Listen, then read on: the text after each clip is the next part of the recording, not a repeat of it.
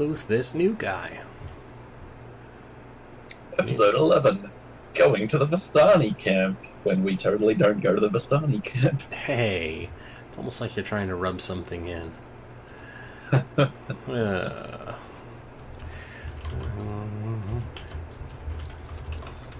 we're definitely not going to this thing called the Death House. That sounds like a bad idea. Yeah. Yeah, instead we're just going to the ultra fucking deadly Amber Temple. Hey, if you guys don't want to go to the Amber Temple and get the cool thing that you're supposed to use to kill Strahd, that is on you.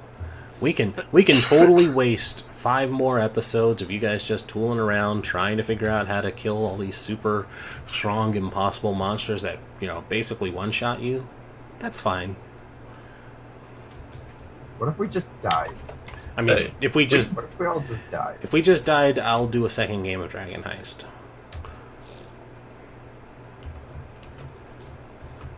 That'll get confusing for some of us. I mean, maybe if you're not good at what you're doing. The hell. Wait, shit, am I supposed to be Nick Nack or someone else right now? Alright, so, somebody who wants to give us a wonderful recap of what's been going on in Curse of Raylar Strahd. went splat. Ryler did go splat, that's true. I'm having some serious frame drops today. It's really weird. I don't understand it, why I'm getting so many frame drops. Is your dad downloading porn while you're trying to stream? Nope. No, my dad's not even home. Boy, if only... That's why we don't hear the background. I was like, if only we could get that on Thursdays. Actually, he wasn't even home last Thursday. Just kidding, we love your dad. Your dad makes great ambiance for all of this. Thanks, man. Yeah.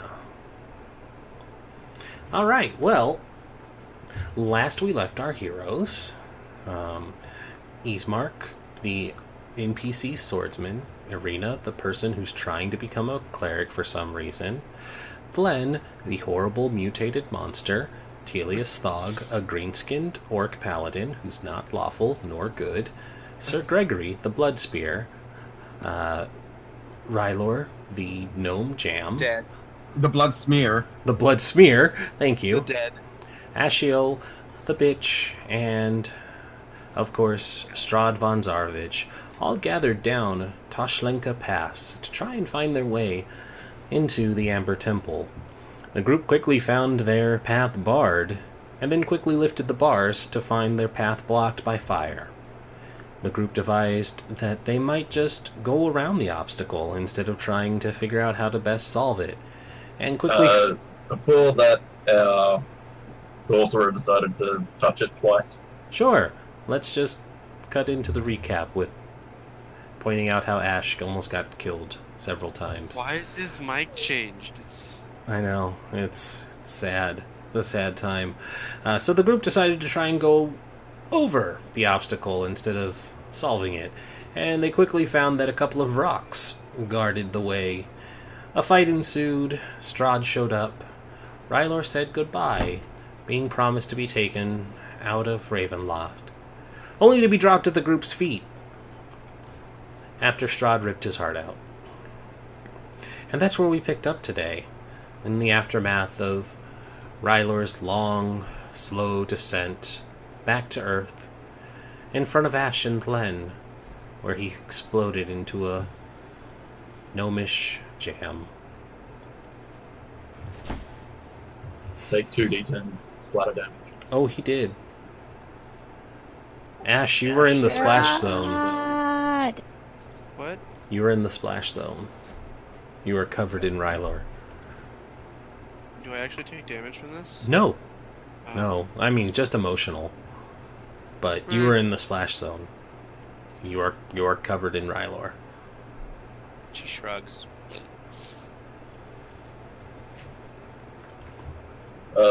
When Strahd rocked up, Telius Thog was probably out of earshot.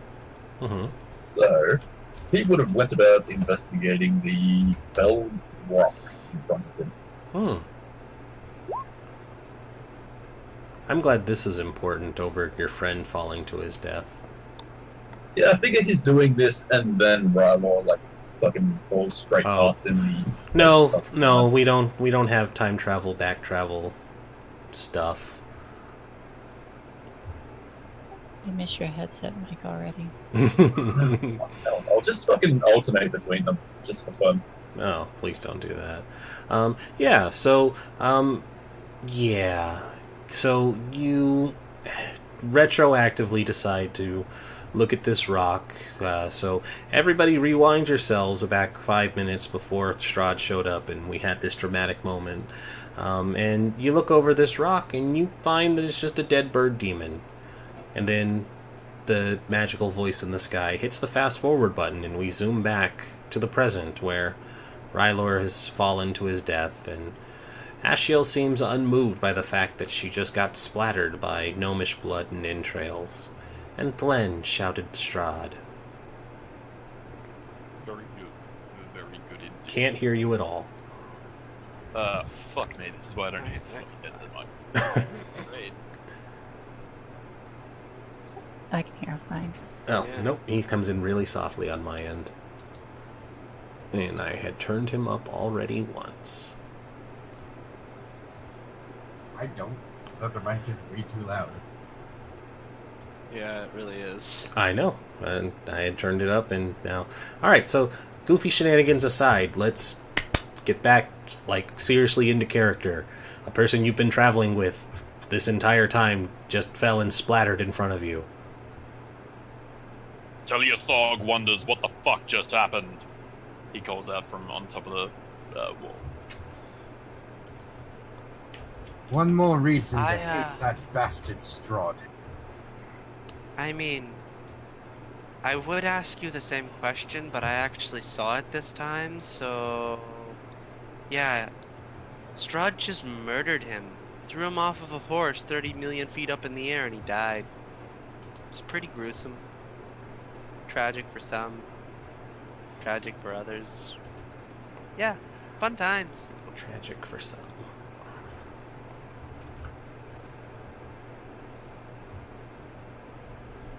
But I already know I'm hated. I mean, just gonna state the obvious here.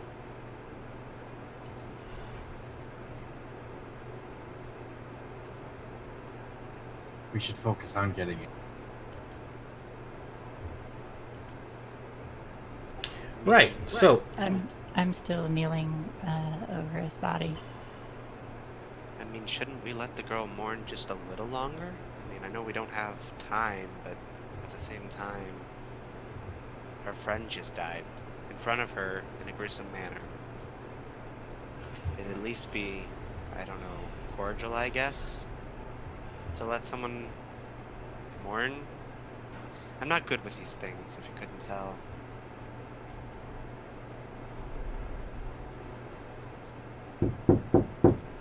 Sir Gregory. Yes, then.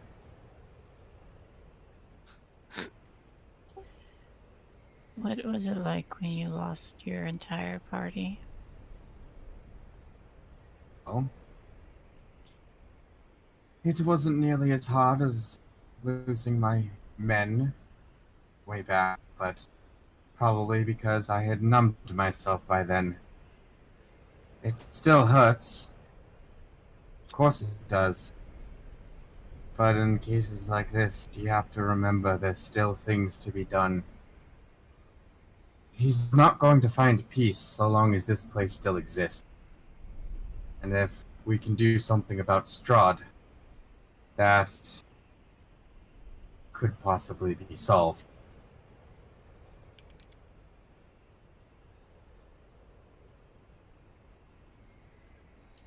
The damned mists are taking everything from me.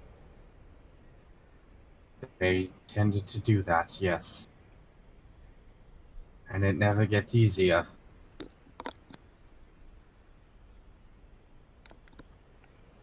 But if you let it break you, then you're just going to be the next one it takes away.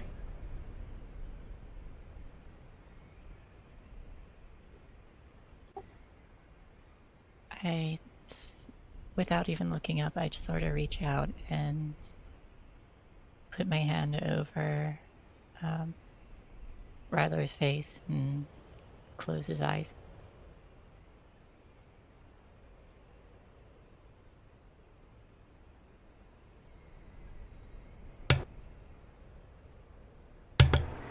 Now would be a good time to use your gift. A voice in only Glenn's head says. Can I sense a soul? Is that something you can normally do?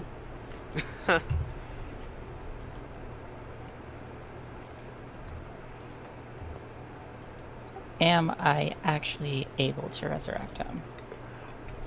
Well, Glenn, as the camera pans out and we take a look at your character sheet, as only the information that Glenn knows, you are, in fact, aware that par your deal with one of the dark powers, you were gifted with the ability to cast Raise Dead 3 times. And then you die after the third. Something like that. In what state is Ralor's body? Is it so horribly mangled? It fell from a great distance and exploded in chunky meat piles. Also, Telius Thug, from your high vantage point, give me a medicine check.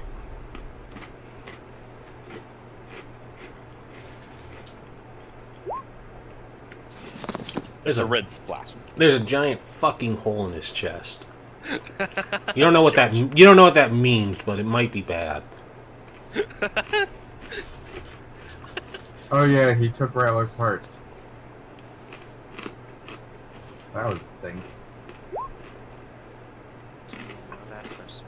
There's a giant hole in his chest. Well, Yes, I mean, it was confirmed last time. I mean, did anyone actually confirm that the heart Yes. was missing? Yes. Okay. Just asking.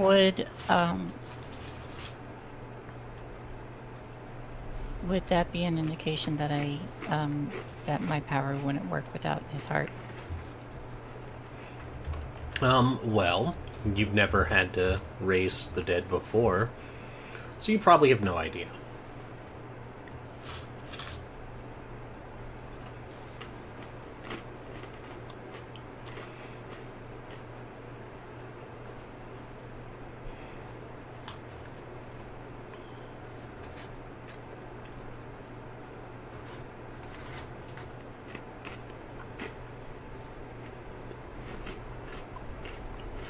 You can give me an Arcana check if you want to actually learn some information. Yeah. I would do that. Son of a fucking bitch. I'll give you advantage given that it's a spell that's now been added to your repertoire. You know that one of the conditions of the Raise Dead spell is that while the spell closes all mortal wounds, it doesn't restore missing body parts. Thank you. Yeah, it's probably missing quite a few. Specifically, it says if the creature is lacking body parts or organs integral for its survival, its head, for instance, the spell automatically fails.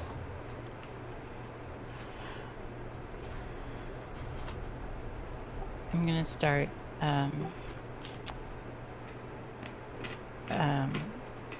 wrapping his body up. Mm-hmm. Is our cart still here? Mm-hmm. I'm gonna treat his body and then set him in the cart. Okie dokie. We move over the Rylor pie to the cart, and he is situated.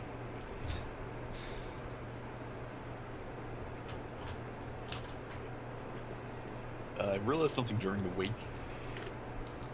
You said there was nothing on the walls in regards to dispelling the fire, but Telius Thog would like to investigate the tower to see if there's anything written on the walls of the tower or some such that might give us a clue as to how to get rid of the fire. The tower over here? Yes, and perception or investigation? Well, perception or investigation is something physically that you would do, so being so far away, you would have to use your eyes. They're both shit anyway. One is just mildly less shit.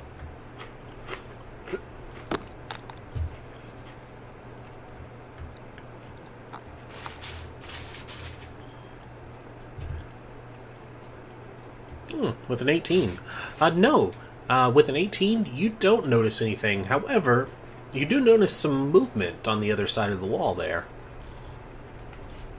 Oh-ho. Specifically, this is where we will introduce our new character. How would you pronounce that name, just so I don't butcher it? Anun Morsel. Anun? Okay. Anun, you're a recent arrival here in Barovia.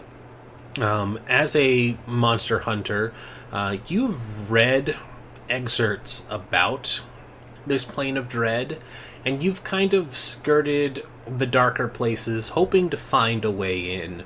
So it's been just happenstance that you managed to end up right where you needed to be not too long ago. And when you had stepped through the mist, you had appeared on the other side of this gatehouse. You had heard the sounds of combat, and you had seen your quarry riding off not too long ago. A man clad in a black cloak, riding atop a nightmare, a literal dark horse with a fiery mane, flying through the air before unceremoniously dropping a body from the horse to the other side to come splatting down onto the ground not too far from where you had been. You'd been observing the group for some time now, until you noticed that the half-orc had poked his head around the corner to try and get a look at the tower here. So the two of you probably lock eyes, and just for his sake and for the sake of the audience, let's get a brief description of him. Alright.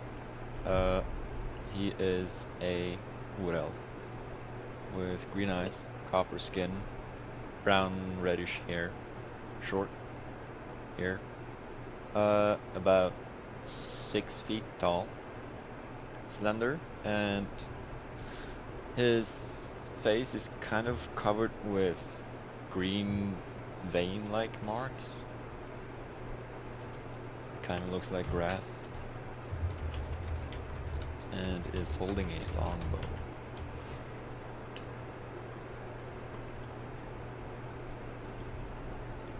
Eyes up, Probably kids. it's like back against the wall, kind of. Tully's dog spots someone. Tully's dog would just kind of like nod over towards the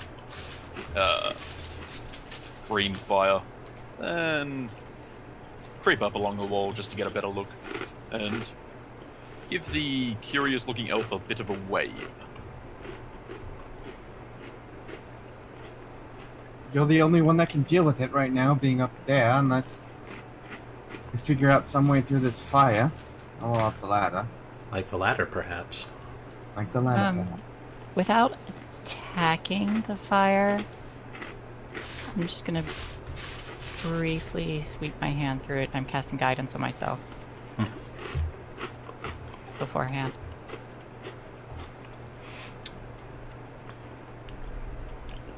What do you... Okay, you're casting guidance for the sake of a save, potential save. Yeah, I'm trying to find out if the fire only hurts if you attack it. Gotcha. Fair reasoning. 1 second.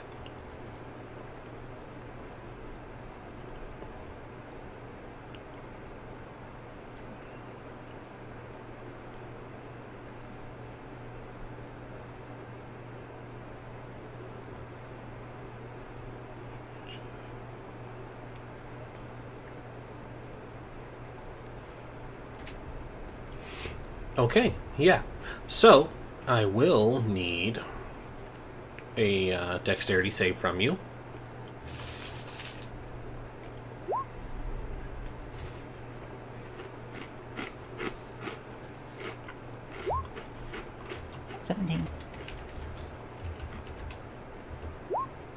And so you will take 20 points of fire, and that is, of course, reduced before to zero. your tiefling fire resistance will reduce that additionally. They shake it out.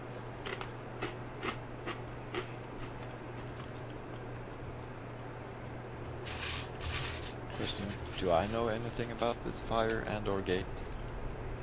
No, as a recent arrival, you're getting you're kind of getting your bearings now. You've only just appeared. We'll say, for your sake, like, the mist would have been, like, right there where it lets you out. And, considering that, I'll give you, and the audience... I only, arrived a few minutes ago.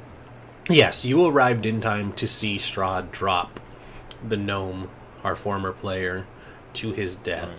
So, I'll give a brief recount of what you can see here. The shelf of rock on which the mountain road clings grows narrow. To your left, the icy cliff rises sharply towards dark rolling clouds. To your right, the ground falls away into a sea of fog. Ahead, through the wind and snow, you see a high wall of black stone lined with spikes and topped no longer with statues of demonic vultures with horned heads. They're dead now. Set in the center of the wall is a closed iron portcullis that is now raised, behind which burns a curtain of green flame. On the other side of the wall, gripping the mountain's edge, is a guard tower. This here is a guard tower of white stone topped by golden statues of mighty warriors. Is there something that will shut the iron portcullis? It had been Telius Thog's strength that raised the portcullis, if I remember correctly. Yes, but there's no, device on the inside here to close it again? Nope. Can I reach up and pull it down, or is it too high? How tall are you?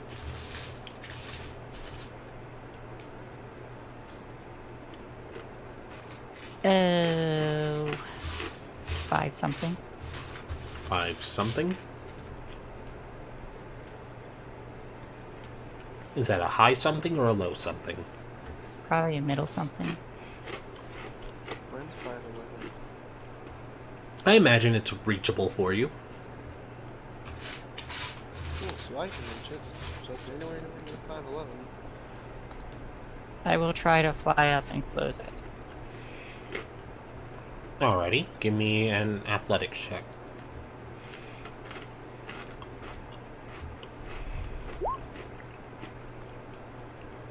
Alright. Well, you use your mighty sorceress muscles to try and pull on this portcullis, and to no avail, you don't move it. Flan, what are you trying to do? I wanted to see if the fire disappears if it closes. I'm pretty sure the fire was there before we opened it, so I doubt that works. Or maybe it only appeared after we opened it. Gregory is correct. The fire had always been present while the gate was down. Okay, never mind. It's a gate we can see through. It is. I think we're flat out of luck unless we want to use the ladder, which we set up in the first place. So I can help you ladies over, and then try to get over myself, or... Actually, do you need help anymore, Flynn? You seem to be able to fly.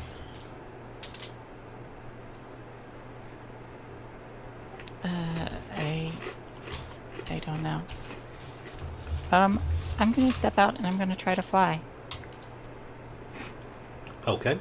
You all see Glenn unfurl her skeletal wings, and she had definitely made an effort of flying inside of the gatehouse, but now in front of everybody, you see her able to unnaturally lift herself off the ground, and her wings, for whatever reason, can keep her aloft. That is fascinating and terrifying. Alright, well that makes this easier. Ash, I suppose I'll be helping you up. That would be lovely. I'll fall back to the ground. And then she uh, falls back to the ground. Sir Gregory will start to make his way up the ladder and perch himself at the top so he can help Ash over. Tullius Thorg will make an effort of just helping Sir Gregory get up the last 6 feet. Well, I am 6 feet, which is why I'm boosting Ash the rest of the way first. Okay, that works. Tullius is on hand to help anyone who needs it. Yeah, Ash is just gonna climb on top of Gregory and get up top. And thanks Gregory for his assistance. Ismark, Irina, would you like help as well? Yes, I think help Irina. I can get myself over just fine. Alright, and he would do that, offering her the boost at the top.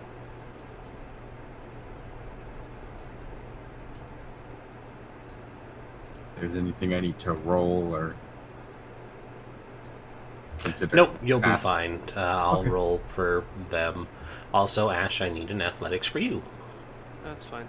I'll probably fail it anyways. But, Nope, You know. a DC with the ladder is stupidly low.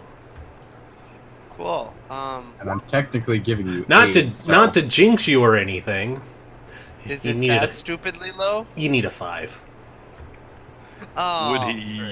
Would he? You have Technically, you have technically, assistance, so I- you have advantage. Yay! I lived. Yeah. I totally said it not to jinx you, and then you still screwed it. Screw I mean- the pooch. I mean, how high is the fall anyways? Like 20 feet or something like that? 2d6 damage. I could probably live through it. Probably. I mean, given your beat up state currently. I mean, I have 15 health still, so I still have a pretty decent sized health pool. Yeah, decent. Nothing to be worried about. Yeah, no, only like every creature can almost two-shot me, maybe one. I mean, as long as they don't double your health pool in one attack, you're fine. Yeah. Yeah. Yeah. All right, so you're able to get over just fine. Ismark comes up and tries his luck. He has a +5, so he doesn't actually need assistance. Also, because he double 19'd. So he's up. Double 19. He's up. He's over. He lands, and he goes, "Oh, guys, there's somebody else over here. Telius, did you not notice this? Tullius Thorg mentioned it. Why did nobody else care or say anything?" He kind of looks up at the group. We couldn't exactly say anything through the green flames. He'd shout from over the wall. Irina pauses and goes over, and she looks through the flames. She's like, "Hello, can you hear me?" You can hear her. Yes, he says. Hi. What are you doing here?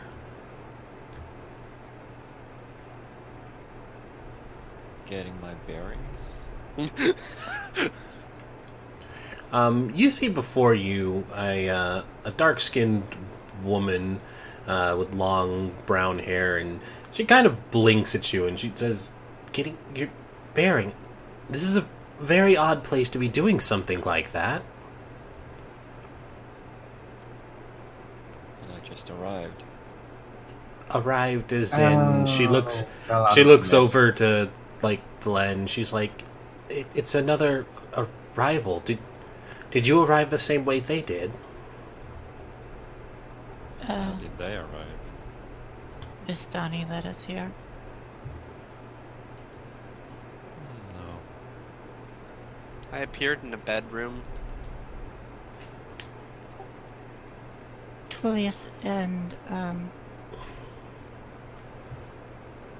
Asheo woke up here, apparently.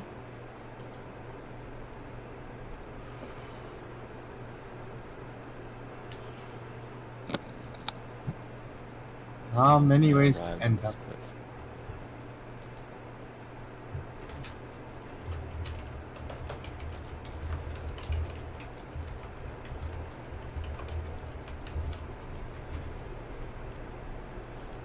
By the way, are any of you elves? Just asking for a friend. No. No, as a matter of fact. And for that matter, everybody give a description of your characters so that Woo can know what everybody looks like here. So I should have something to take notes on. I'll go, I can make you a notepad here. Give me a second. first, I guess. My character, she's tall, light in complexions. She has long, silverish white hair. Her eyes are always seemingly extruding a gentle golden glow, and she seems approachable, but you get the feeling that she's not. Other than that, she's decent in build, I guess, and it just seems overall like, I guess, like a sorceress should. Like, she's not super strong, but she doesn't look like she's weak either. Also, she seems basically human except for the extruding golden glow from the eyes that definitely does not look natural.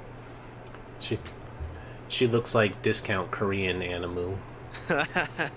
Yeah, like Black Desert Online, basically.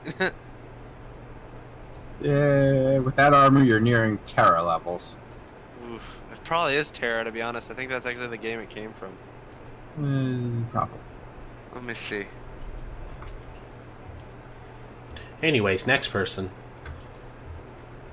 Sir Gregory is a rough, grizzled old soldier who's since shed his armor for a much lighter variant of clothing. Still aged, but still well within his, I don't know, prime fitness. His hair is grayed, and he's got a fabulous beard, and you sense he'd look very, very good with a mustache. But that seems to be missing currently. It got singed off. Yeah, and then I shaved the rest of it off to make it even.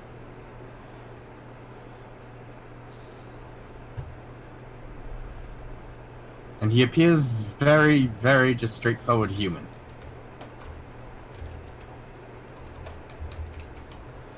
And Ashel was what? She's an She ASMR. appears human but is an Yeah. ASMR. Yeah, she appears human, but isn't ASMR.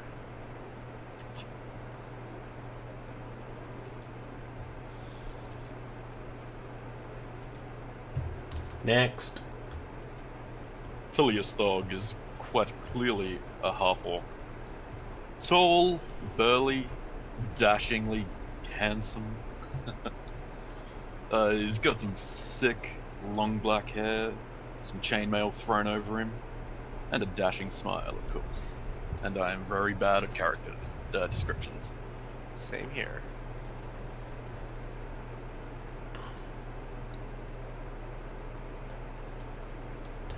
And lastly, Flynn is a tiefling. She looks very young. Has kind of light skin, darker hair. But what offsets her is that she is quite obviously mutated by the myths.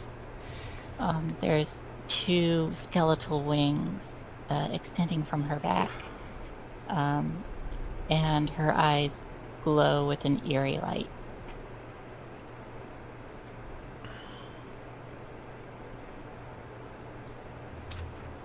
And right now she looks very, very despondent. and of course they're accompanied by two locals of Barovia. Irina, as I described, a darker-skinned woman with dark hair. She is dressed in a breastplate armor and seems to have a scarf covering her neck, very protective of keeping the scarf in place. And she's accompanied by her brother, a a tall and handsome-looking man with a square jaw and dusty blonde hair. He looks like a bit of a capable fighter as well, and he's got currently a warhammer strapped to his back because he doesn't want to trade Telius. I will fucking fight him for that warhammer. Actually, no, I don't need it anymore.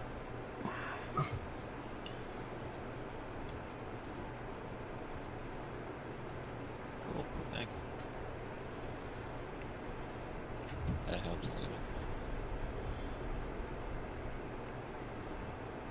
So here you all are, half on the wall, half looking through the fire at each other. Birds are singing. Do birds I'm gonna- softly appear? I'm gonna wrap my tail around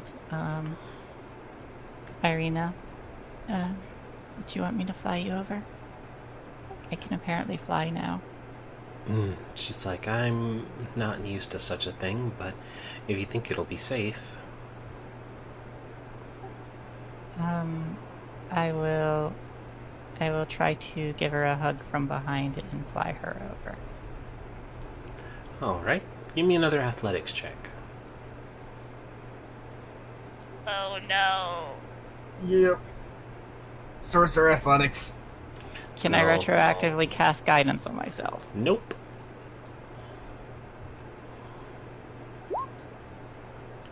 Okay, Okay. so you're not used to carrying somebody, especially while trying to figure out how to fly. This is your second attempt at it. But you're able to get the two of you up off the ground, but it's really, really tiring. To the point that by the time the two of you get up and over, you're a bit exhausted. You have 1 point of exhaustion for carrying somebody on your second attempt at flying. Oh, that's kind of bad. Yeah, but you'll get used to it with practice. Well, guess that just leaves me. And since I'm pretty much spanning the gap from the ladder to the top of the thing, I reach up, grab the ledge, and pull myself over it. Okay. Let's get that roll. 21. Why does it keep weirding out the screen? Alright. Alright, yeah, you're able to get up and over. I'll fly up again, get the ladder, and then set it on the other side so that we can get back over. Somebody's too smart for this group. Okay. I was going to do the same thing, bar the flying, but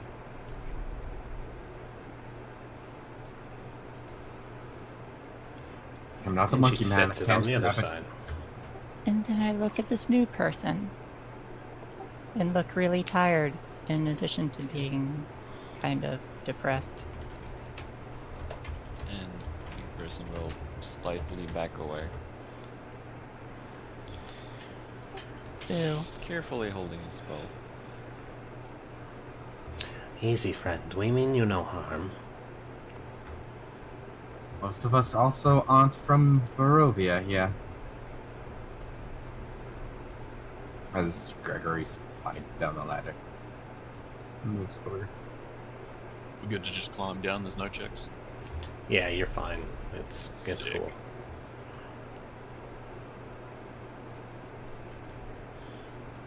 What are your relations with that monster who just left? Very poor, I should say. Yeah, he's kind of been screwing with us since we got here. Give me a perception check real quick. Woo. Sure. Oh. Sorry. Yep, just woo woo. Anun, as you ask what your relationship with that monster is, as everybody starts giving, their one-offs, it's like, oh, nothing, we hate this guy, he's a jerk. You see there's a bit of like a reflexive tensing from Irina She visibly, like, kind of shrinks in a bit and reaches up to touch her neck where a scarf is covering. But she doesn't answer. Can I insight check that? Absolutely. She looks very embarrassed to be asked what your relationship with that monster is, and even Ismark seems to catch up on it, and he quickly interjects on her behalf. He says, I had befriended and hired these people here to help protect my sister from that monster. He's taken an interest in her for some reason, and we've been trying to find a place that's safe for her out of his reach.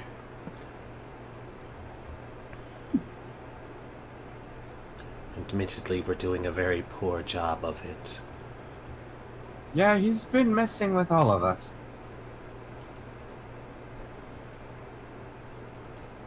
And my tail wraps around Irina protectively again, and I take Ismark's hand again, like I normally do. So do I get the sense that since she reacted that way, like touched her neck, and I guess I know what that monster was? That's probably why I came here. Yeah, you know, at least from what I had gathered from our discussions about your character's background, you made it sound like he had an interest in coming here to deal with that problem specifically. So you may have read about Barovia and the Dark Lord that controls this place, and so you know that you're dealing with a vampire. You've probably stumbled across writings of a man named Rudolf van Richten, who is also an esteemed vampire hunter back on the material plane, before he also disappeared. His current whereabouts are unknown.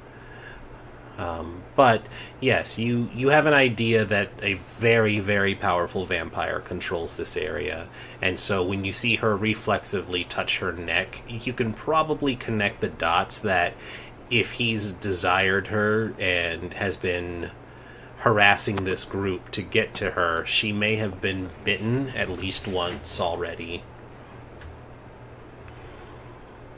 Alright.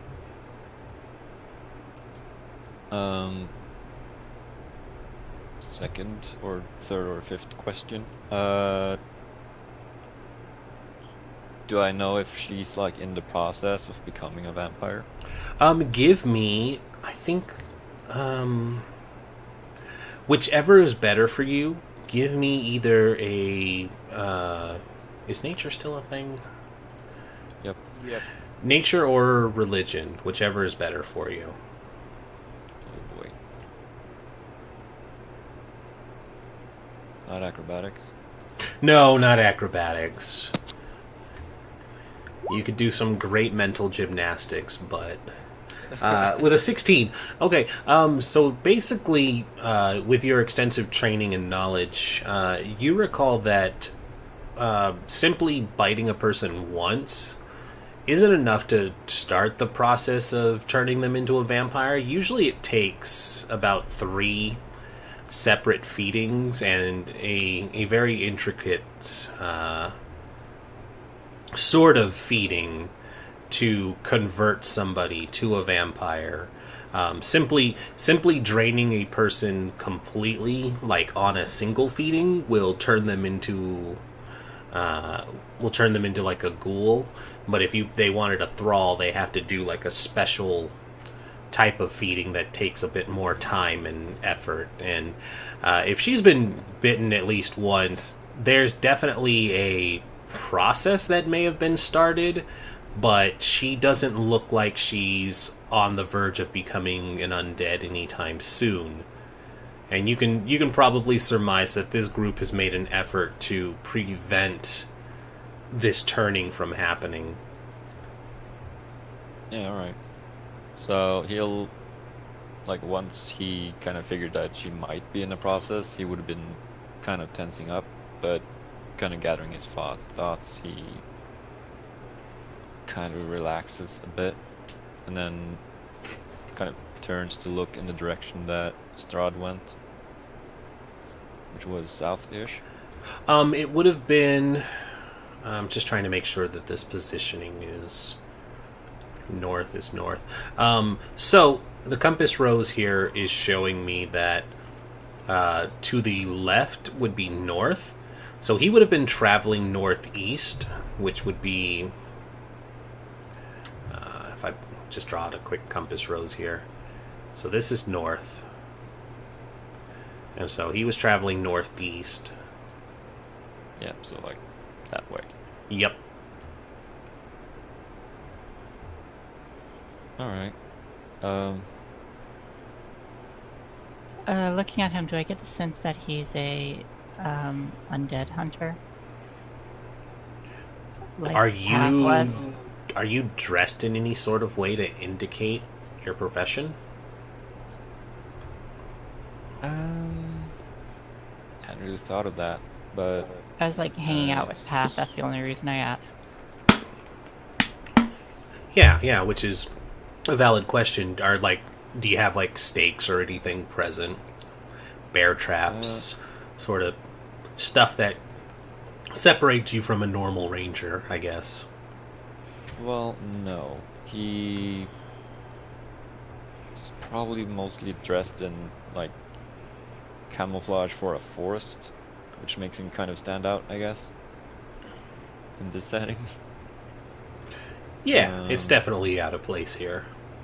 Yeah. I suppose his longbow might be kind of ornate. So it sounds like the answer for Glenn is no, he doesn't really have anything that signifies him as a monster hunter. You could guess that he's probably a hunter for sure, but he's not, wearing it on his sleeve that he's out to kill monsters.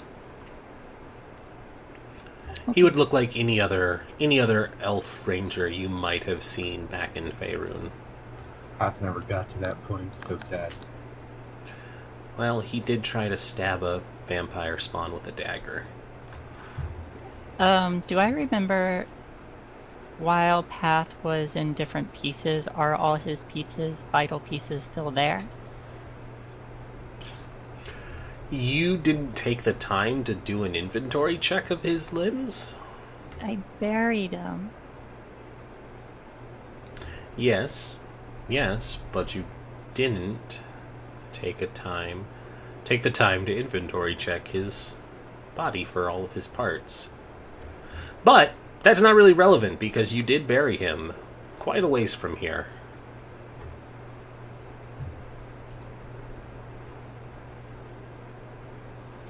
Okay. Anun will, after a few moments, just kind of turn back and say, "So, where are you going?"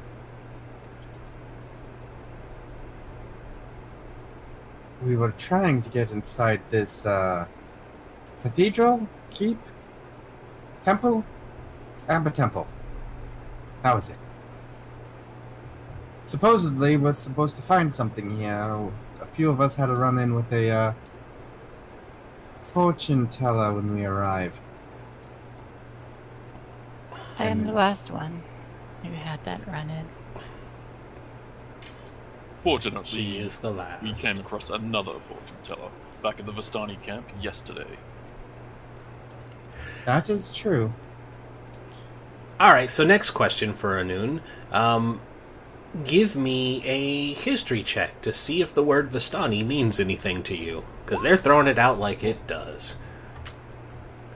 Or Amber Temple, I guess. Or Amber Temple, yeah. Well, the Amber Temple is like, oh yeah, we're heading to this place, so that's a location. You don't have any information on an Amber Temple. That is a new spot to you. But you do recall a bit of knowledge about a group of gypsies that frequent the roads. Where is Anun from? Yeah. He's around. Okay. You know that Yeah. there's a group of people called the Vistani.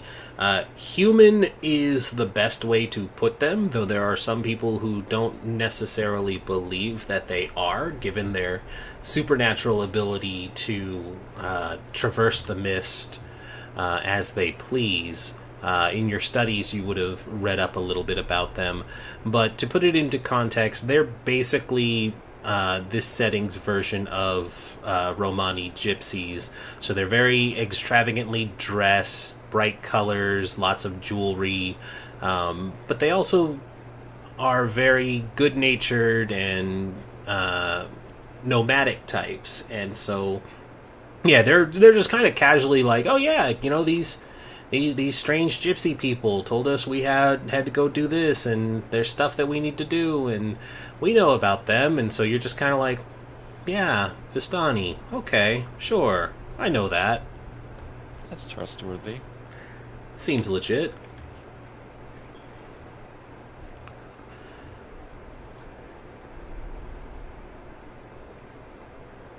This guy is so quiet. So, It's almost do like you he's mind up to if something.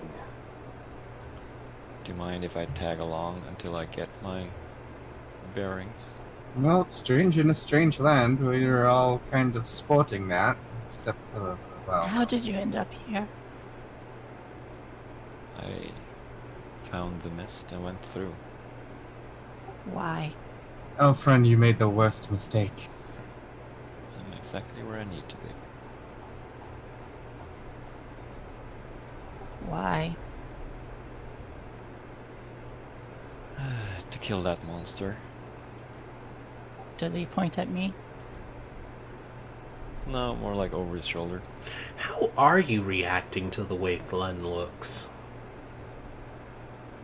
Is there any... He hasn't approached any closer. That's fair.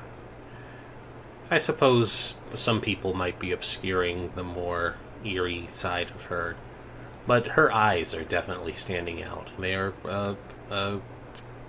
sickly yellow glow to them. Probably saw her fly, Also probably saw her fly. and those are wings. Teliasthog is curious as to how you know Strahd. No relation. Do I believe him? educated myself. You can attempt to insight it, and then I'll let him tell me. Teliasthog thinks he's telling the truth. Okay. So, We are shit today. I'm not, fuck you. all Getting right. his bad rolls out of the way. Well, if Anun has any reason to be lying to them, you can roll your deception, or you can just let us know as players that, no, you're not hiding anything. No, he seems pretty set on this sucker's going down. I suppose if the Vistani are the ones that can go in and out of the mists as they choose, they could have left behind some sort of writing or history. Would could have gotten around, and anyone seeking to destroy a devil vampire, Good old devil however vampires. foolish that might be, could find their way here. Offense not meant, but I've seen enough to know that anyone coming here on purpose is making a mistake. Rin, did Yes, you sir. have a gander at my character backstory? And what's your opinion on the last paragraph, specifically hearing rumors of Barovia? Is that too far-fetched, or Nope, because it is exactly... would it be possible that we would have heard about the lands of Barovia before coming here? That is exactly what Anun had done, so yes, you, especially as a devotee of Lathanda, would have every reason to know about such dark places, and while you may not have personally sought it out, because we already established you just kind of ended up here, you would know bits and pieces within the archives of your order that, yeah, there might have been something about that. So you know details about Barovia. You know it's a dark, dangerous place run by a dark fam. I've been rambling this whole time and realized I had push to talk on. Yes, Telius. As I had gone over with Anun for his backstory, yes, there is research and stuff that has been done by people in Faerun who know about this place. It's not often that people can leave Barovia, but your order specifically being devoted to Lathander, you would have every reason to have texts about certain powerful vampires and whatever domains they may exist in, even if you yourself hadn't actively tried to seek this place out, as we've already established that you and Ashlyn just sort of appeared here. Okay, cool. So it's not, like, far-fetched that he just came here to hunt a vampire. No, it's not far-fetched that somebody here, or somebody would have just ended up here by seeking it out. It's very unlikely, but if he caused enough stir for the mist and the powers that be within them to take a notice of it, yeah, he might have been pulled in. And you've met crazier people. You have met crazier people. Telius Thog is satisfied. I'm going to fly over to the other side of the wall, leave my rations. I'm not going to go near the horses, but I'm going to leave my rations nearby for them, so they don't starve. And then I'm going to fly back over, and then I'm going to try to put the ladder into my bag of holding. How wide does your bag open? I don't know, how wide does it open? The bag It should list your dimensions on the bag. I specifically say because you can't shove just anything into a bag of holding. It has to be able to fit, and a ladder probably exceeds that. Okay, never mind then. Wasn't it a collapsible ladder? I don't know. Okay. Was it? Yeah, It came from the robe. Yeah, I it think did come it's from the robe. Yep. Well, I want you to be certain. Well, the one who made it is not here, so how can we be certain? But the one who has the robes does know. Ooh.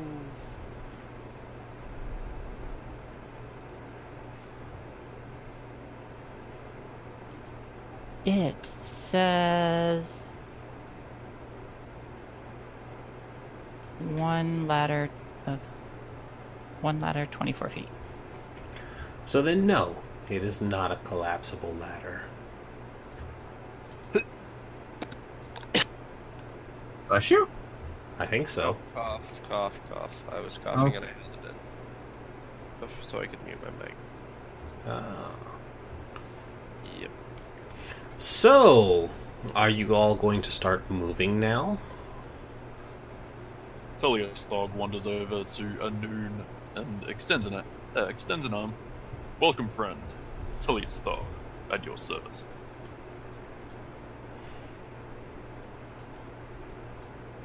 He will extend a careful hand.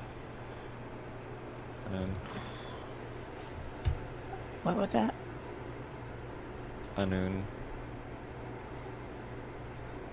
Flynn, Ismark, Irina, Ashael, Tullius, and Sir Gregory. He's Mark and Arena. They both wave. I said that. I know, thank you. He just Okay. smiles. He's like, I can still introduce myself. Sorry. No, it's okay. He doesn't look offended. He'll kind of give the others like a acknowledging nod. Should we investigate that tower? Telius Thog wouldn't mind taking some time to mend some wounds and some such. Have a bit of a drink. You Yeah, did really basically not. deal with one of those on your own. Yeah. Telius Thog was victorious. So, tower or no tower? Sleep. Actually, there's probably no safety here, so tower. Yeah, it would So- get us out of the cold at least. Tullius Thorg moves to the door and Okay. awaits his companions. I will move. I will stay close to Ismark and Irina. I will move up next to the door too, because I As- have a good deck save. As the two of you approach, you see that there's an iron-bound wooden door.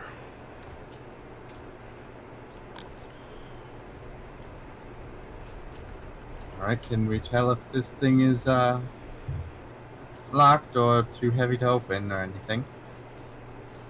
Tullius Thorg will beckon one of the smarter of the party over to investigate the door. Damn it! Flynn. Well, it definitely looks like a door.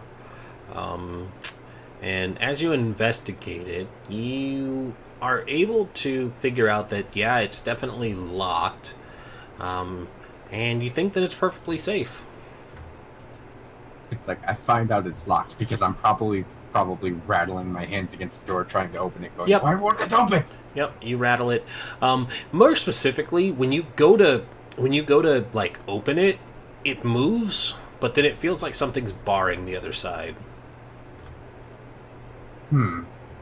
Thought from the other side. Looking up, do I see any windows Looking straight up. up along the tower? Ba-doop-ba-doo. No.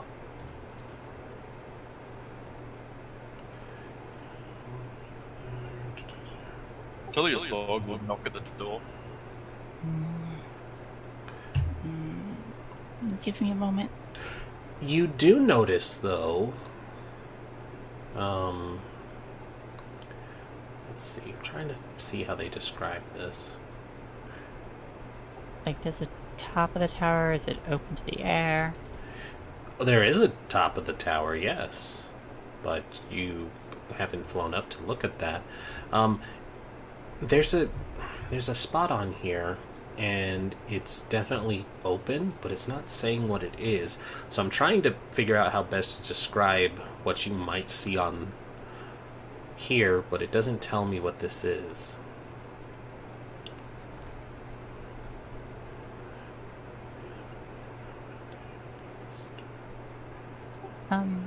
I'll fly up and I'll start looking around for any windows or way to get in. Well, like I said, there is an opening, but it doesn't describe what it's supposed to be, so I'm trying to figure out what information I need to give you before you move on. Okay.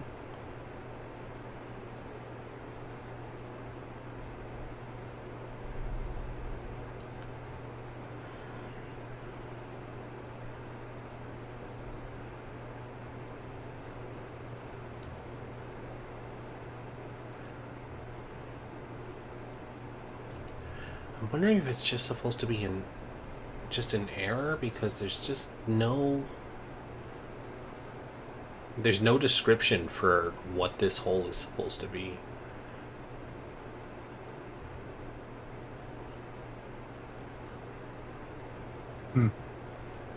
Yeah, it's very weird because it's definitely there, and it doesn't tell me what it is. So, I'm gonna just say that it is not there, because if I can't give you a justifiable reason to see it, it shouldn't exist. Okay. So disregard that I said anything about that.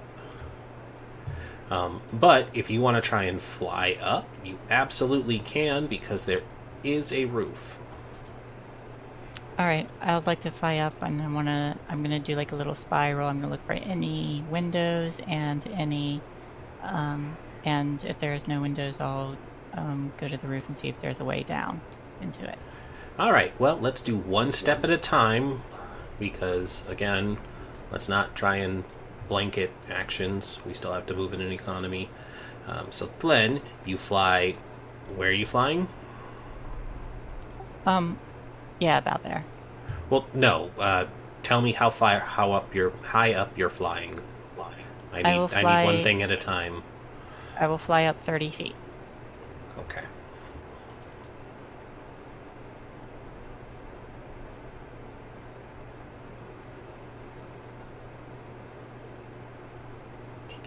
And I would also like to keep guidance on myself.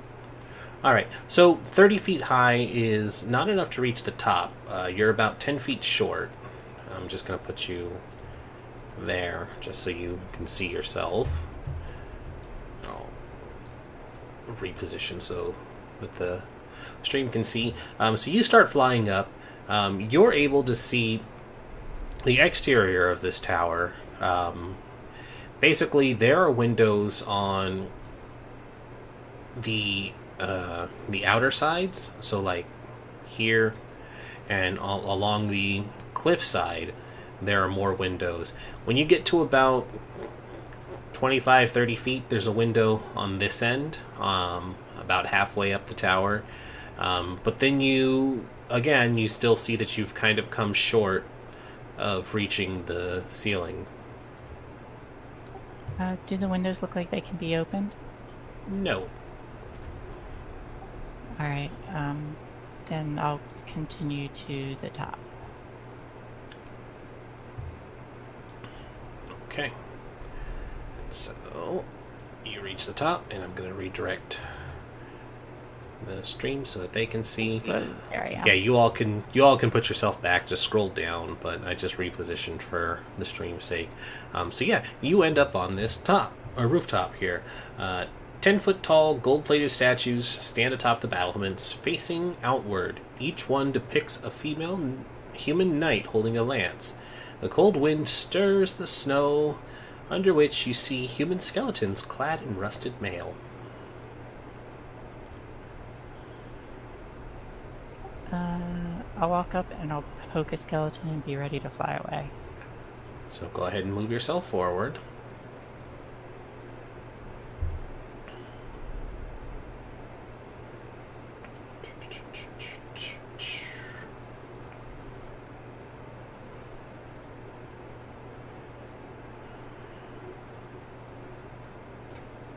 Well, don't keep moving. Okay.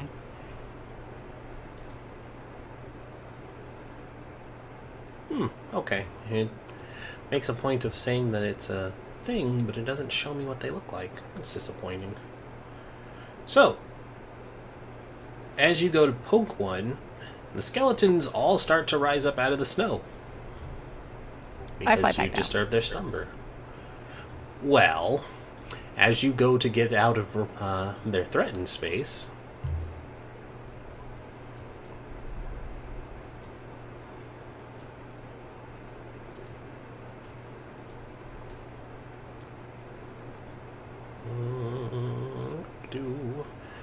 alright, so there'll be 2 swings on you for leaving their area. Oh boy, this is going to be fun.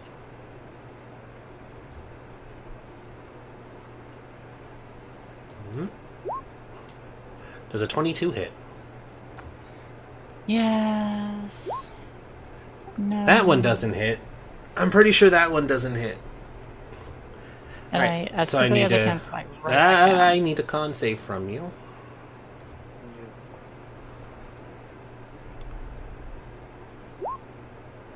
Okay, so you are not subject to the life drain damage, but you do take the 12 cold. So yeah, your maximum hit points are not reduced. But as you move to fly down, you notice that they don't make an effort to chase you. They just stand at the top of this roof, watching you fly away.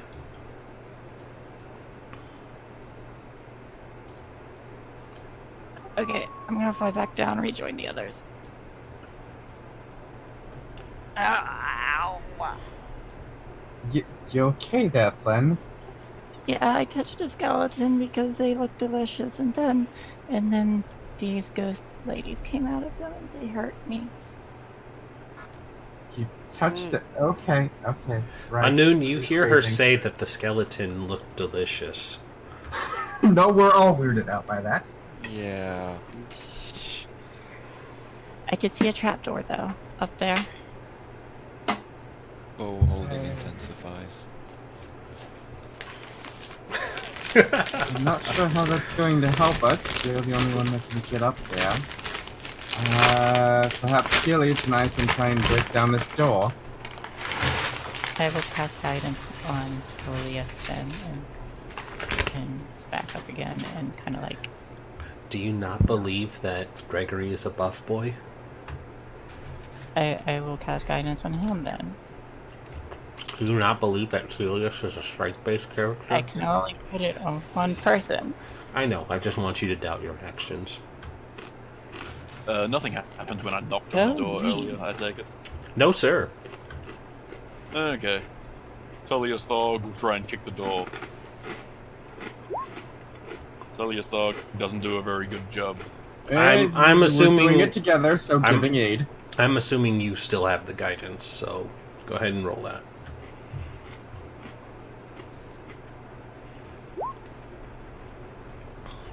17 or 23, depending on Oofa. whether Sir Gregory is helping. With Gregory helping, I am. it's always advantage. So, Also, those things, they tried to drink my life. they didn't try to drink it, they tried to drain it. It was a physical touch. They tried to drink it through their hands. There you go. With Gregory helping, you all see Telius Thog and the Blood Spear put their shoulders into this door, and with a solid thump, the bar holding the other side snaps, and it's able to swing open. A cold hearth stands across from the door, the wind howling down its chimney. A stone staircase is on the south wall. 3 windows look out over a foggy sea.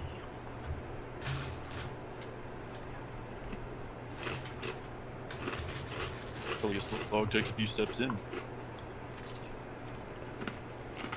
Told me about the hearth. What do I see there? Investigation to try and see if there's anything interesting in it. Sure. I will move up and cast guidance.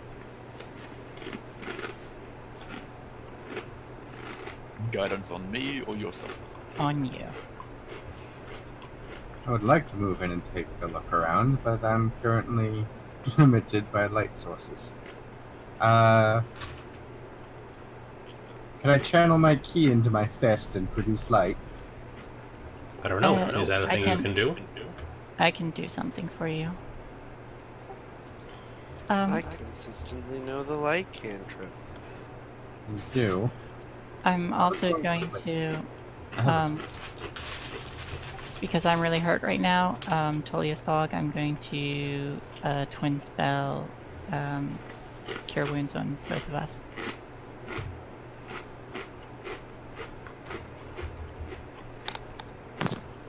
I light a torch and step inside.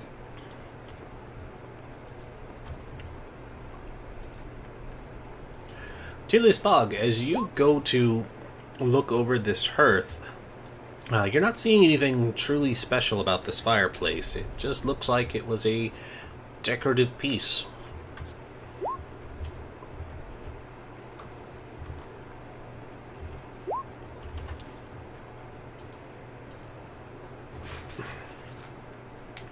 Okay, cool.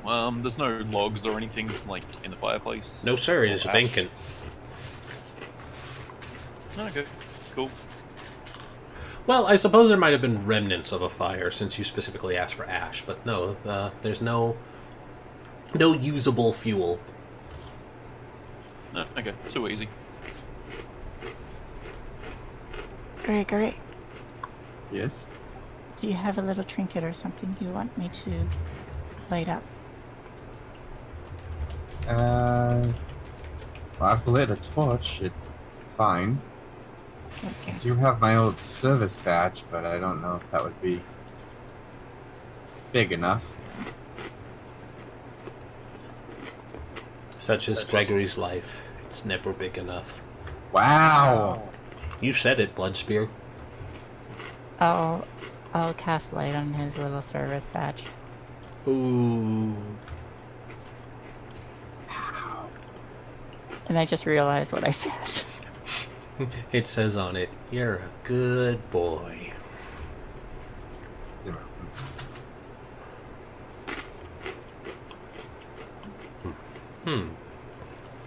So outside, Eastmark and Arena seem to be hanging a little cautiously from the door, but they seem to be looking back towards the elf. Mostly that they're looking at his ears with a bit of fascination. Wait, haven't I already seen elves? I mean, my ears are pointy. No. They technically hadn't seen elves until a day ago. Oh, okay. Yeah, funny thing about Barovia, it's you wouldn't know this. I know it's predominantly human. Yeah, you wouldn't know it. You wouldn't know it in character, but it is predominantly human. There is a small tribe of elves that live in one of the cities. My question. That was my questioning about, because we did just meet elves, so. Yep, that would have been the first time they saw any elves, and that was why the elves were also reacting weirdly to people like Telius, and they were like, "Oh, what is that?" So if they're like watching Anun, he will kind of watch them back warily, but also be looking up to the roof to see if you can like see anything that Glenn saw. Yeah, give me a perception. Also, how tall is this tower compared to the gatehouse thing? It's at least 40 feet. So, to put it in perspective, the gate was... I want to say it said it was like 30 feet for the main gate itself, and then 20 for... I can't find it now, of course. Hold on. The gatehouse is 30 feet high, the adjoining walls are 20 feet high, and then, of course, the tower was 50 feet. Alright, so could get an angle there.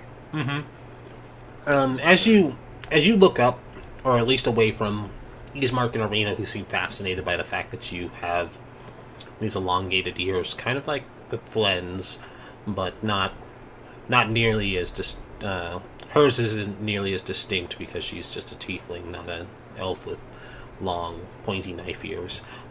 You look up at the tower and you don't see anything.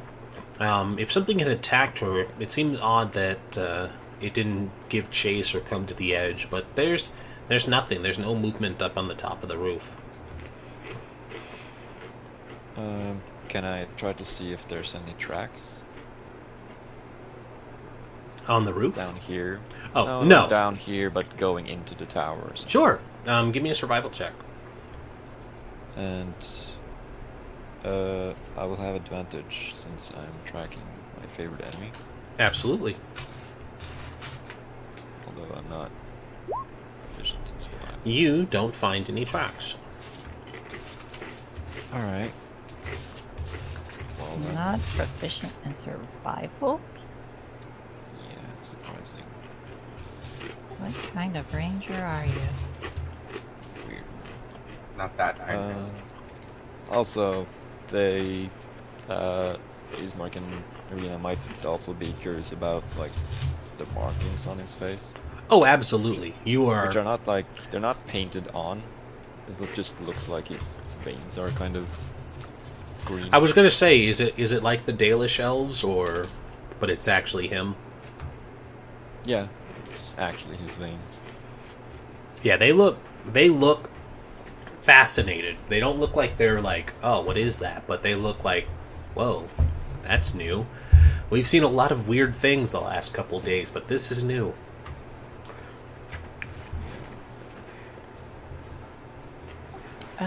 Should we all go inside? There's ghost ladies in there somewhere on the top of the tower, but... Oh, well, I suppose we should send Telius first. He's quite skilled with ladies, even ghost ladies. Ismark cracks a small smile. Tullius, do you want to Like seduce Mrs. ghost Eyebrows. ladies? Tullius Thog will certainly try. Is there any kindling in this fireplace? Telius Thog already looked, and no, there is not. I feel like it's a bad thing that this isn't the weirdest conversation I've ever been a part of.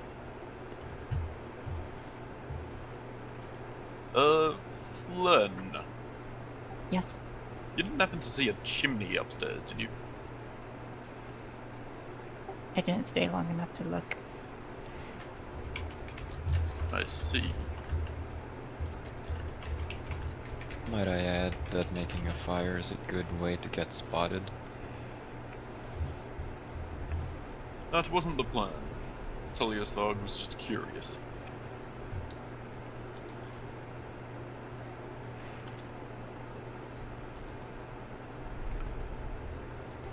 I will cast guidance on Tullius Thog.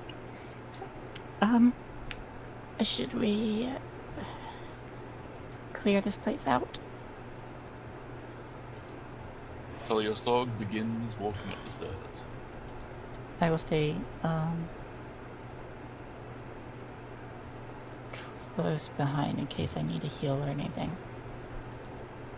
Just in case. Is that the plan then? Everybody wants to head up?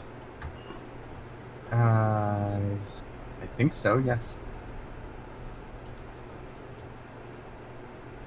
I'll stay in the back just to make sure certain we don't get ambushed by anything. Heh. And keep up a very bad perception. 5.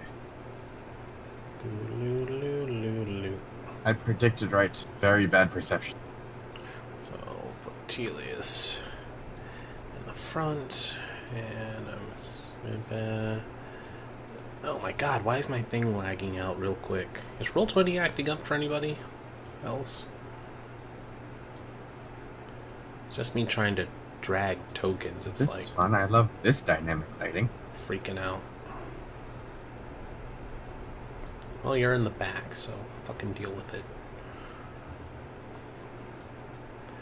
Alright, so yeah, I'll just throw them there because there's really no more room. Blah. Alright, so. Oh, my thing closed. Tullius Thog is going to assume that there ladder leads up to a trapdoor in the center of the roof. Telius Thog should wait until the room is described before he makes assumptions. Pass. Nope. This one. Because it closed on Did me. Rin forget that he's on push to talk? Yes. Telius Thog should wait until the room is described before he makes assumptions. That's how fireballs get dropped on people. Alright, so. The upper level of the tower is an icebox with windows set in almost every wall. A rusted iron ladder bolted to the floor and ceiling leads up to a wooden trapdoor. Mounted above the stone hearth is a dire wolf's head. The wind coming down the chimney howls in its stead. Is there any kindling in this fireplace? Give me a perception.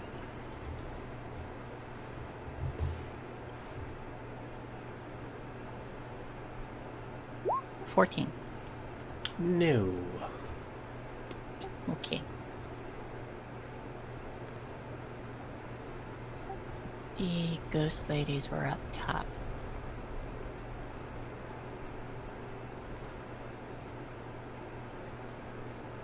Seems a convenient way to take several attacks at the same time, going through that there trapdoor.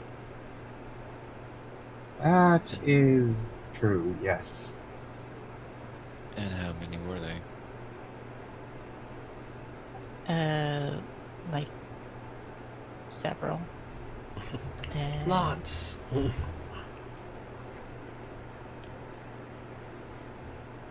There were, I don't know, like 6 or 8.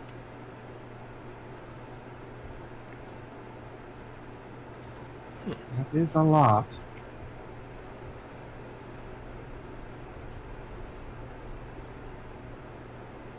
How high is the roof? Like, I, It is still 50 feet. that's a long fucking ladder. No. I, To reach the roof is 50 feet. How high from the floor you're on to the tippity top of the ceiling? It doesn't matter. It's just a room. I think I have an That's idea. safety. Do tell. I think Path can help us. I'm going to start climbing the ladder, and I'm going to go to the top but not open the hatch. And then while I'm holding on, I'm going to touch the tooth necklace that I got from Path and say, I need your help, my friends. And I'm casting Spirit Guardians. You call forth the spirits to protect you. They flit around you at a distance of 15 feet for the duration.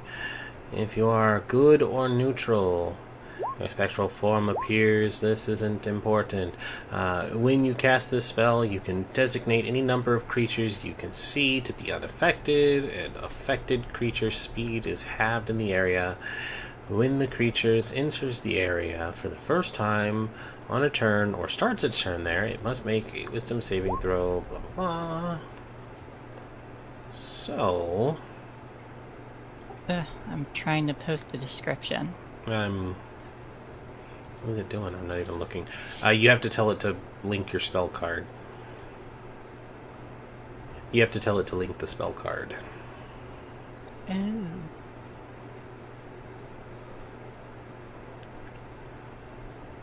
Well, this is one of those instances where it doesn't clearly specify that it's not hindered by things like walls, so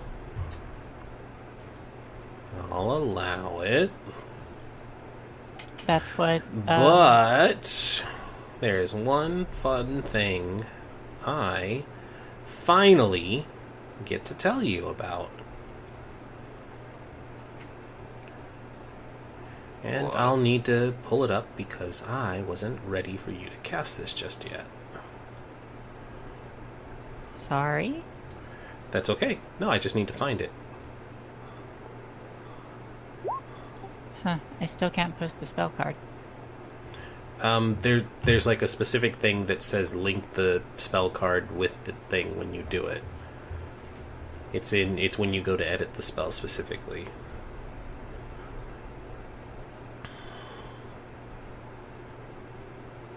Oh yeah, I see it. I do not. Right above the description, it says include spell description in attack. And then you click on it, you can put partial or off or on. I don't have anything like that. Are you... I just have output right above it, and it's already set to spell card. Hang on, I'm gonna look at your sheet. Yeah, because that's not... I looked at my firebolt and it allowed me to...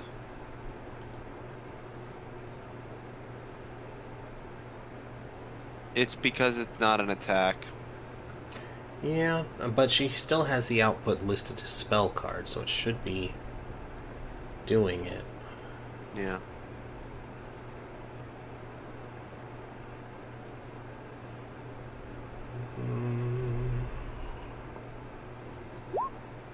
This is what it should be doing. Well, that time it didn't link anything. This is what it should be doing, right? Like what my Misty Step does. Yeah, that's how it should come Yeah, out. it's not doing it. But it didn't roll anything for me. I think there's something wrong here. Oh, because you don't have your spellcasting ability linked. That's why. Charisma.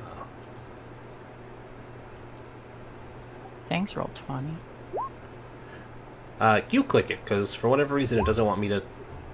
Nope. What the hell?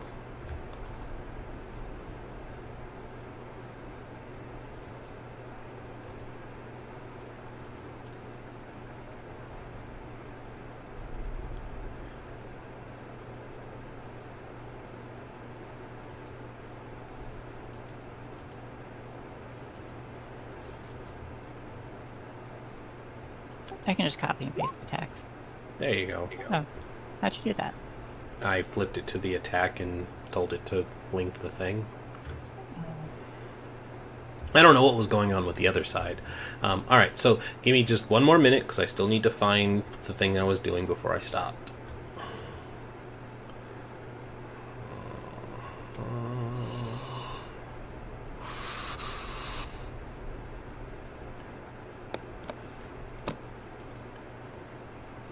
Handouts, adventure hooks.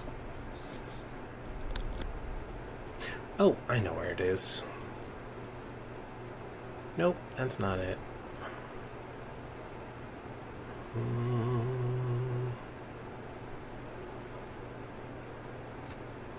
Ah, here it is. Alright. So, there's a wonderful thing that I've had to sit on for 11 episodes. It's called Alterations to Magic.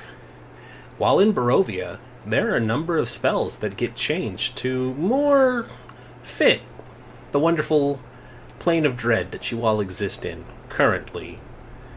One of which includes Spirit Guardians. So, Flen, as you say, Path is going to help us, and you summon your Spirit Guardians, and you expect to see the noble kitty visage of Path, the undead hunter. Instead, what appears is a ghostly, skeletal Catman, wielding a pair of scimitars. Just a skeleton. I go pale. Meow. And then it drifts up.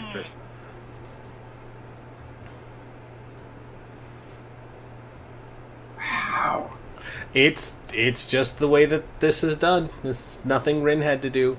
It literally says that Spirit Guardians, the spirits appear as ghostly skeletal warriors.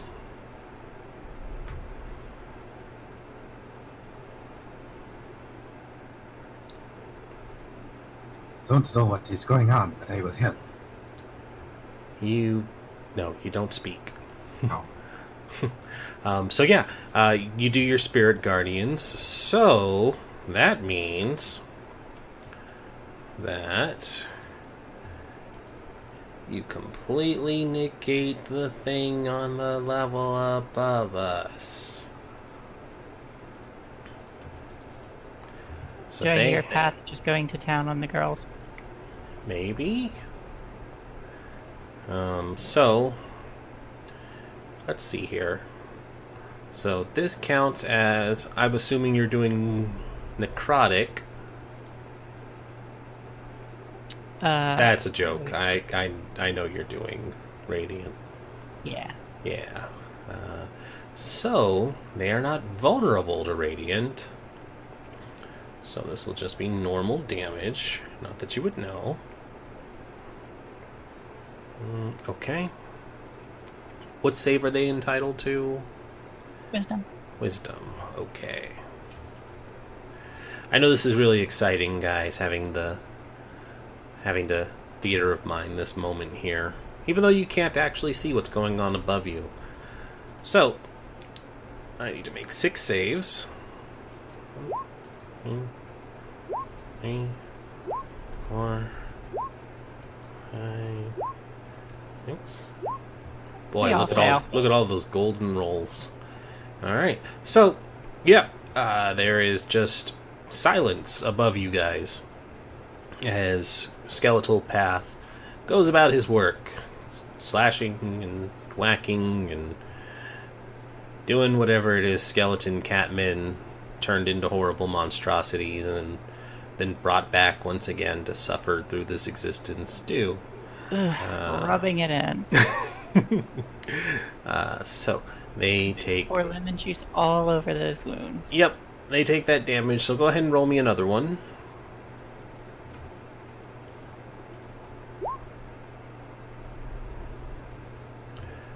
Okay, and so now they gotta save again.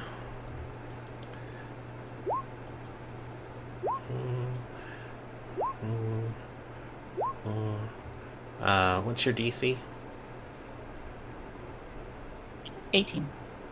Okay.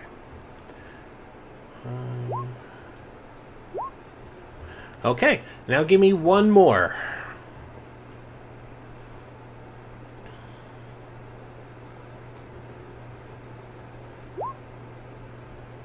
Oof.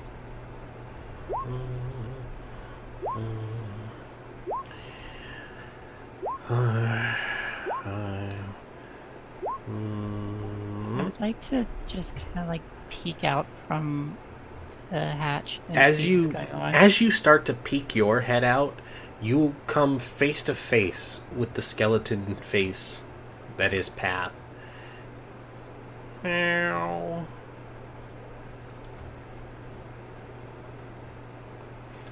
And the rest of you get to see Glenn climbing up the ladder, and the silence of the pass above you, and the constant howling of the wind through the chimney. I'll climb up and I'll hug my spirit path. Tilius Thog. Are you climbing all the way up? as well. Yes, I'll climb all the way up. You reach the top, and the roof is covered in bones. The bones are scattered and destroyed, and it looks like Skeleton Path had done his job. I hug skeleton path. Release me. A little less salt on the wounds, please. Just a little bit. Release me. They don't let me forget about it either. It's fine. I attack Ren.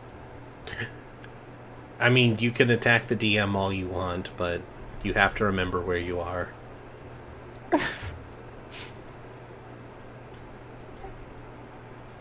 Alright, I'm gonna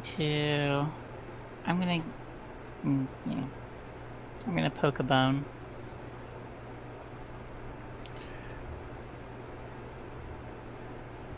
Okay. When you go to poke the bone, nothing happens. I start collecting all the bones. Telius Thog, it's about this moment that you poke your head up to see her collecting bones. And I stuff everything I can into the bag of holding. Guess we're going up then. Well, it was just him.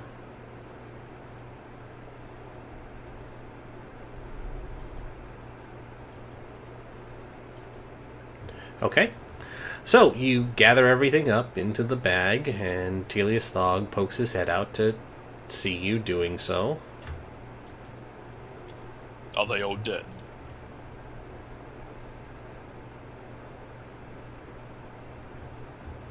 They seem to be. Tilius Thog is impressed. He climbs the rest of the way up.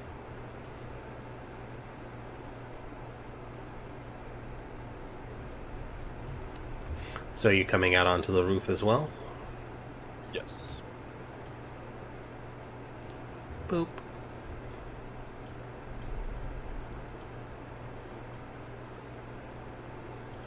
What are the rest of you doing? People are awfully quiet. Sorry, I've been really sleepy tonight. I've been going to bed really early recently.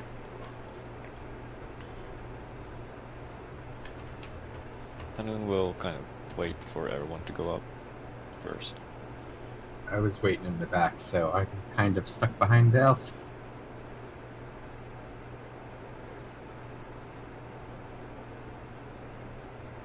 Well, now you Guess ain't I'm got an going up excuse. next. Yep, yes, I'm going up next. Alright, so Right. I'll describe what you see here. Also, stream, I apologize for the flickering that the secondary screen seems to be doing. I don't know what it is. Whenever I press the push to talk, it just does that. So, sorry if it's distracting. Alright, so on the roof, 10-foot tall, gold-plated statues stand atop the battlements, facing outwards. Each one depicts a female human knight holding a lance. A cold wind stirs the snow, under which you see human skeletons now destroyed, clad in rusty mail. So, Ren, I just kind of looked it Oh, up. right, the skeletons are gone because just the rusty mail. But I just looked it up, and I'm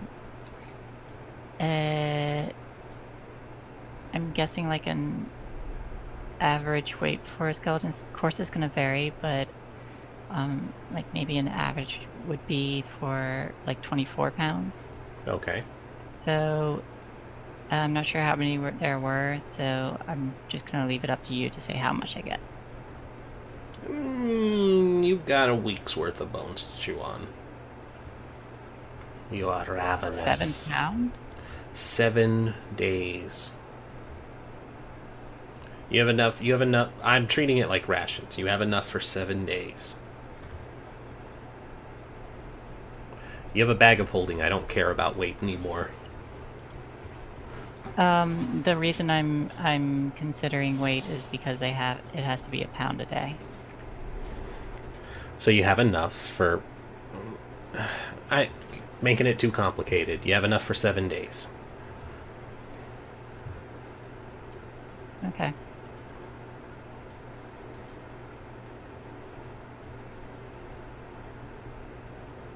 The statues plated in gold. Telius Thog would like to investigate them primarily in a religious sense. Absolutely. No. They do not look religious. They look purely decorative. Fantastic. Would you like me to take a look? I'll investigate them in a normal sense. 18? Those are some ladies. They are warrior ladies. And it looks like somebody built them to honor their existence. Also, they're not trapped.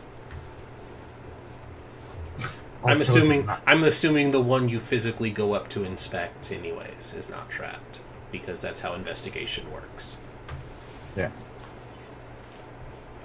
Whichever one you people- physically went up to. If the 3 people down there are not going up, then we'll go up. Yeah, Eastmark and Arena tend to not get involved unless unless Eastmark absolutely has to get into combat. So they tend to hang in the back. So don't ever wait on them. Ash will follow up after Anun very slowly. She seems kind of tired. You had been asking for a short rest. I had.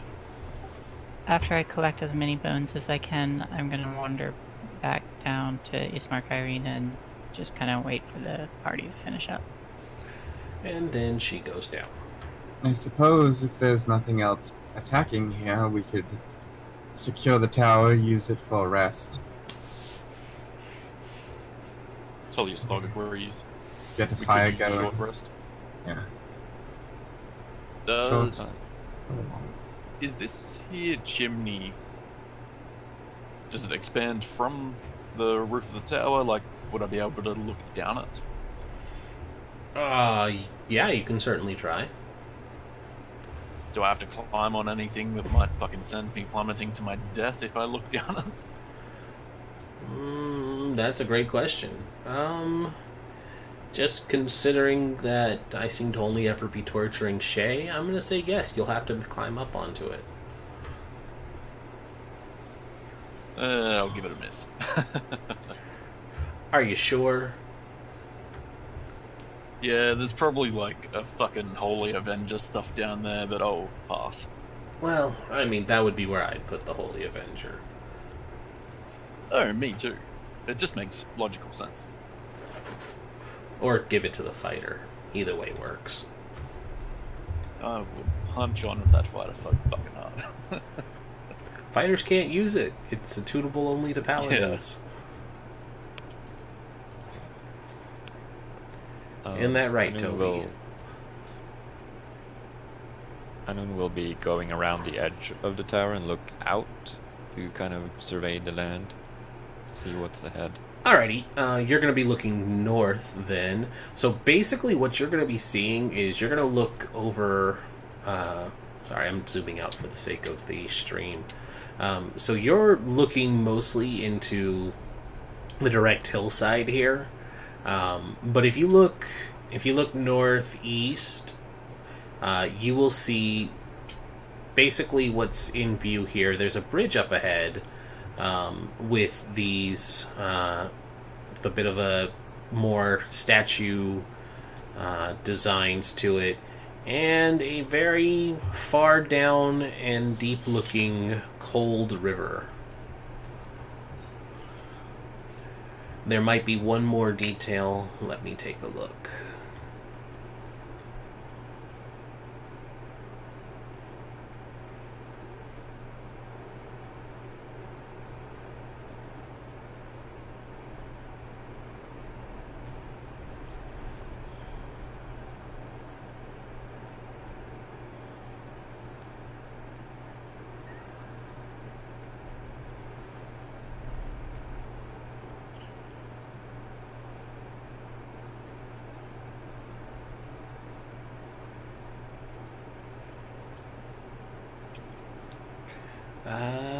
There is supposed to be something else you might see, but I don't see where it's telling me it shows up.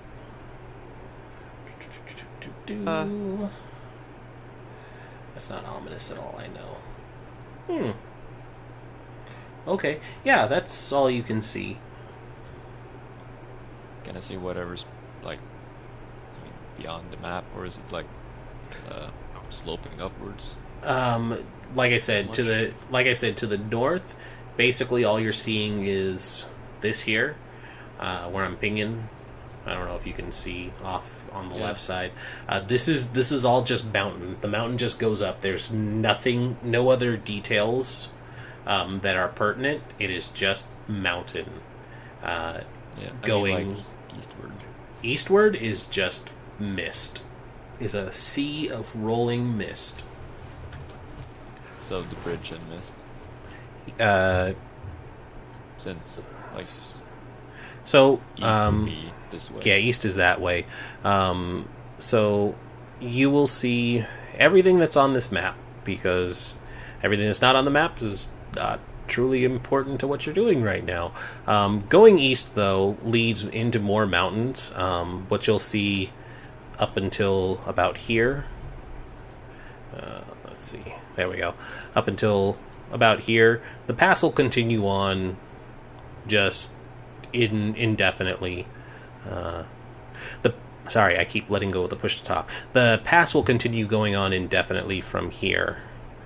So it'll wind around the mountain out of sight again, and basically this river will descend into the mist and disappear from view, because all of this lovely tannish gray is all mist. Everything, if you happen to accidentally fall off, you fall into the mist and you're gone forever. So you are literally at world's end. Alright. Cool.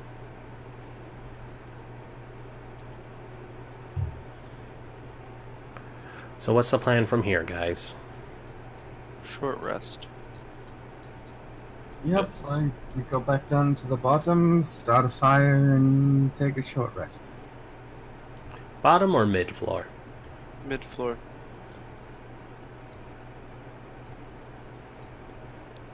Coming down to Anu?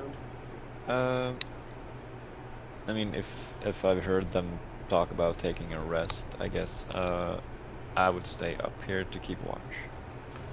Sounds good. When everybody comes down, Flynn is trying to start a fire.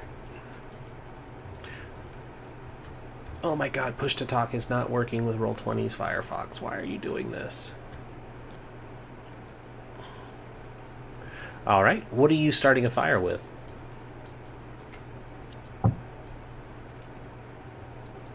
Hey. Let me see what I got. Ash goes to the corner of the room and falls to sleep.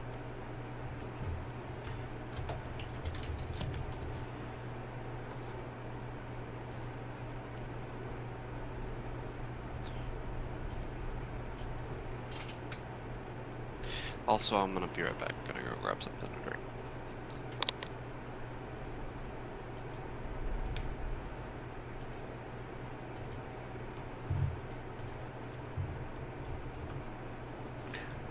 Still waiting on the fire details. Yeah, I don't have much, so I'm gonna use a torch, and I have some animal hides. I don't know if that would work. Not for long. Well, all I got is a torch and thaumaturgy. I have 9 torches. We can start a bonfire inside of it. Torches don't really give off any sustainable heat. Kind of the mic. I'm kind of assuming that there's a discussion about what to light on fire. You are up on the roof with the door closed, though. Is it closed? Did you guys leave it open? Close it?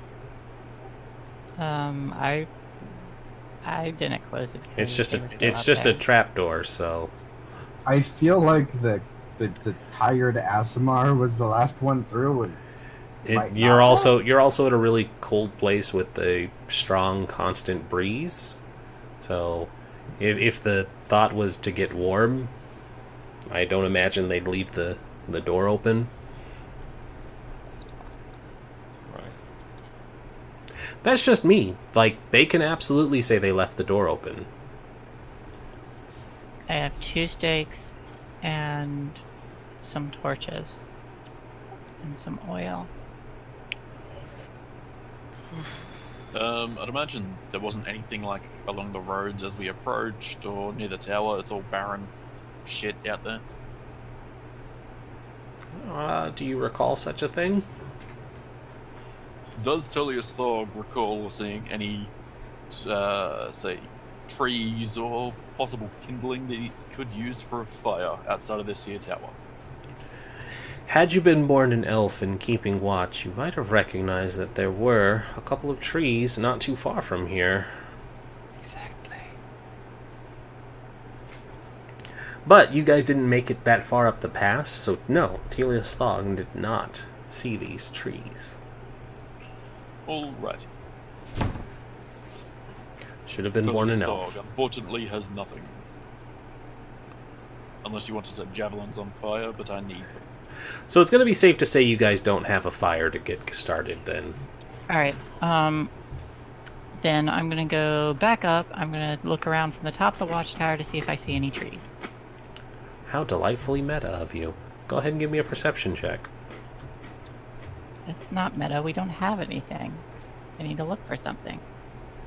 Best place to look is from the top. As soon as you reach the top, Anun, having been keen enough to notice this, points it out before you even make the perception check. I'm sure he just knew. Yeah. I can smell trees. I mean, you're an elf. You basically favorite are a enemy. tree. Wow. Yeah. It's the lumberjack subtype. Favorite enemy tree. Yeah. Anyway, I'll come back down and say, there's trees. Very good. And I I'll point suppose in the we'll have that direction on. Anu pointed. Ismark, old chum. Any chance Tullius Thorg could borrow that there axe? Don't you have an axe specifically for cutting trees? Yes, that Ismark has that because I couldn't use it, but I've since changed my alignment.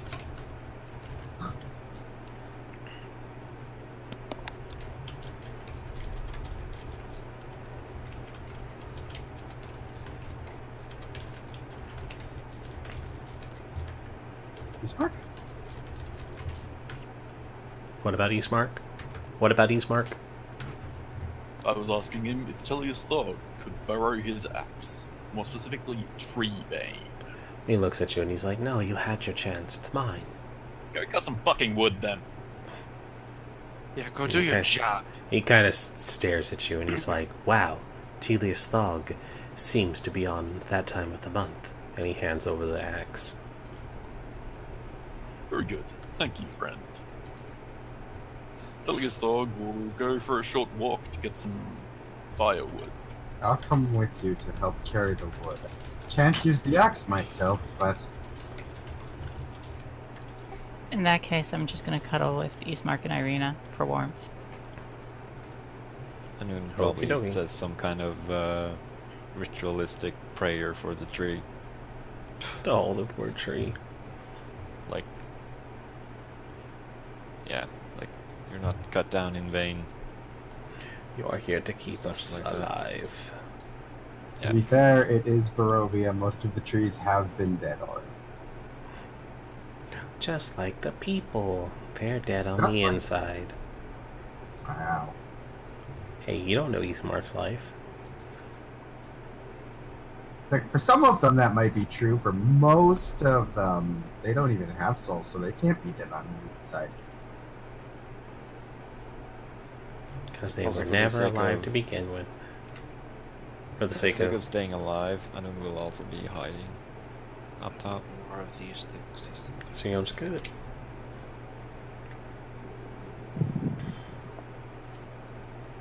So I'm guessing we'll need a survival check for the woodcutting. Absolutely. Can't just make a bunch of attack rolls. I'm actually good at those.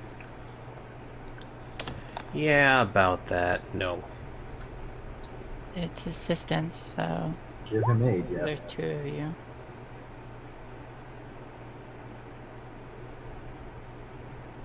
Give him sight beyond sight. Yeah, so it's going to take you a while. But with the assistance of Treebane's magic, and I'm not really sure how Gregory is helping you swing your axe, but he's there Moral too. support. Yeah, it's mostly moral support. He's like Benjanese chap. We've both got our shirts off, and we're just like two like manly men just going to town on this here tree. Wow, you just had to choose the phrasing for that.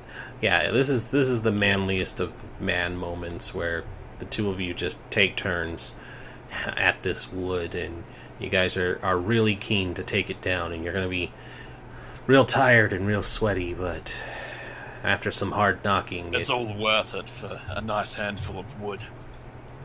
Yep. So, by time the short rest hour is done, they've felled this tree and start making their way back over with some serviceable wood. So roll your hit. People who took the rest, roll your hit die.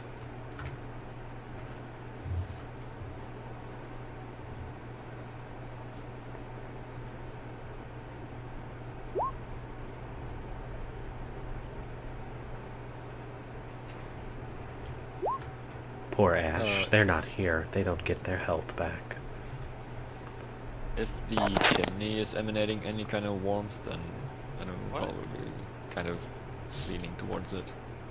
Yeah. By time an hour's gone by, but now they're starting to get the fire going, and up from the roof you can see the smoke and stuff starting to come out, and now you can start warming up. Yeah.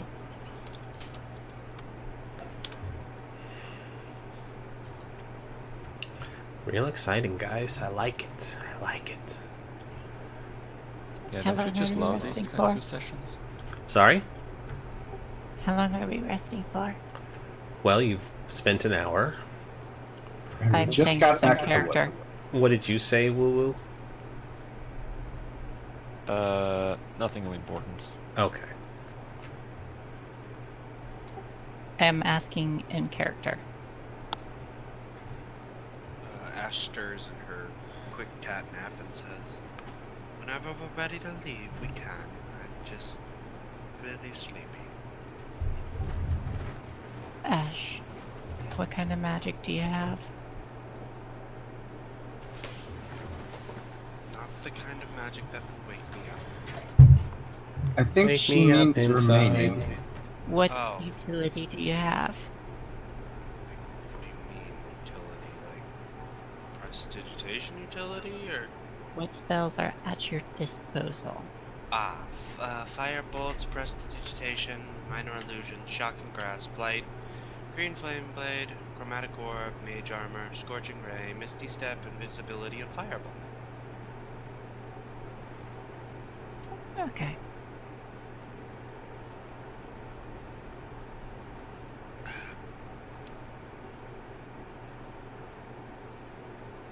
These little Kool-Aid sodas are really tasty. Probably terrible for my health, and I'll probably end up dead in 3 years because of them. They taste amazing, and I don't care. This commercial has been brought to you by Ash. What is this? Why are you drinking cool stuff in a cold place? Because I don't like the taste of warm objects. What Speak is for a yourself. soda?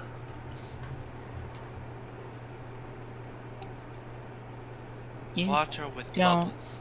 you don't like the taste of warm objects? Well, speak for yourself. Phrasing. Phrasing. Yep. She knew what she said. So, I assume you all want to settle down for another hour so Telius and Gregory can get their break in. Sure, I'll take it. You don't have to. You can just say fuck those two. They shouldn't have. They been out shouldn't there. have been working so much on those logs. Right. It would be a shame to let this wood go to waste, though. I'll put any excess wood in the bag of holding. So, another hour rest, guys. Sounds good. What time of the day is it? Like, we spent most of the day traveling up the mountain. I do not recall what I said it was 2 weeks ago. So we'll say that it had been late afternoon when Rylor hit the ground.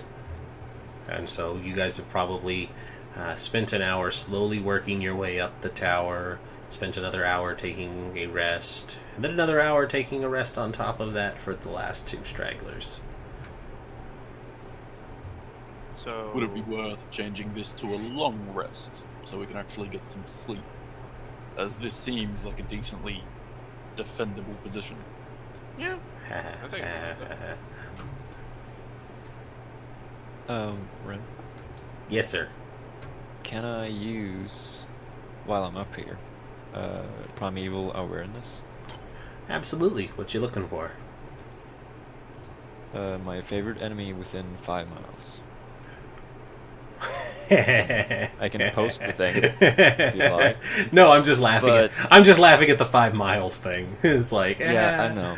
But, like, in the immediate, like, vicinity. In the immediate vicinity, we'll say for the sake of ease. So I can tell you what it does if you don't. Yeah, Or just you go can ahead do and just go ahead and click it so it links. That way it'll come up in the chat. That way stream can see it too. That's not how you do that. There you go. That's at the bottom ish. Additionally, you can attune your senses to determine if your favorite enemy lurks nearby by spending 1 interrupted minute in concentration as if you were concentrating on a spell. You can sense whether any of your favorite enemies are present within 5 miles of you. This feature reveals... it keeps moving because people are typing. Reveals which of your favorite enemies are present, their number, and the creature's general direction and distance in miles from you. There are multiple groups of your favorite enemies within range. You learn this information for each group. So have fun with that. Yep, so I'm going to, actually, just for my own amusement, I'm going to take a peek at the main map. Is it just undead, or do you have a secondary one already? No, it's just undead. Just undead, okay. Are you using Unearthed Arcana Ranger or normal Yeah. Ranger? Okay, cool. Unearthed Arcana. So you guys are technically here. Ooh, 5 miles is a lot. Oof. Oof. So, like, So you you cover could you do cover a the cutoff. you cover the entire mountain. You guys you get you hit the mansion. Nope, you fall short of reaching Valaki. So you get back onto the main road. Like I said, this is just for my own amusement. I want to see how far this reaches. You reached Yester Hill, so you're pinging you're pinging to the It's a little northwest of you. It's about 4 miles from here. You're pinging various undead entities. Let me make sure that the yeah, okay, so the compass road is set to north. To the south, you're not noticing anything because it's gonna kind of fall off into the nothingness there. To your to your immediate southeast, which is the direction you plan to be heading, at about 2 miles, it looks like, since it says you can kind of pinpoint it, it looks like the entire mountain you're approaching, it seems that there's definitely some stuff in that mountain that registers as undead. To the north, at about 5 or 4 miles as well, you are also detecting undead. Probably about a little north by northwest, or north by northeast, sorry, of your current position. So yeah, you have an idea that they're... Oh, also, just for the hilariousness of it, because just of the way Barovia is, you're detecting various pockets of undead pretty much everywhere. Yeah, I assume so. Yeah, you're new to Barovia, but you probably would have read, like an excerpt every so often in various books that just is like, always stay on the road. Don't try to cross through the woods or try and like go through the mist, because there is just all kinds of nasty things that lurk in the woods, and it's safest to be on the road. So if you ever stray from the road, you might run into something. And so that's kind of where you're like, oh, that's why I'm detecting, tons of undead in every direction.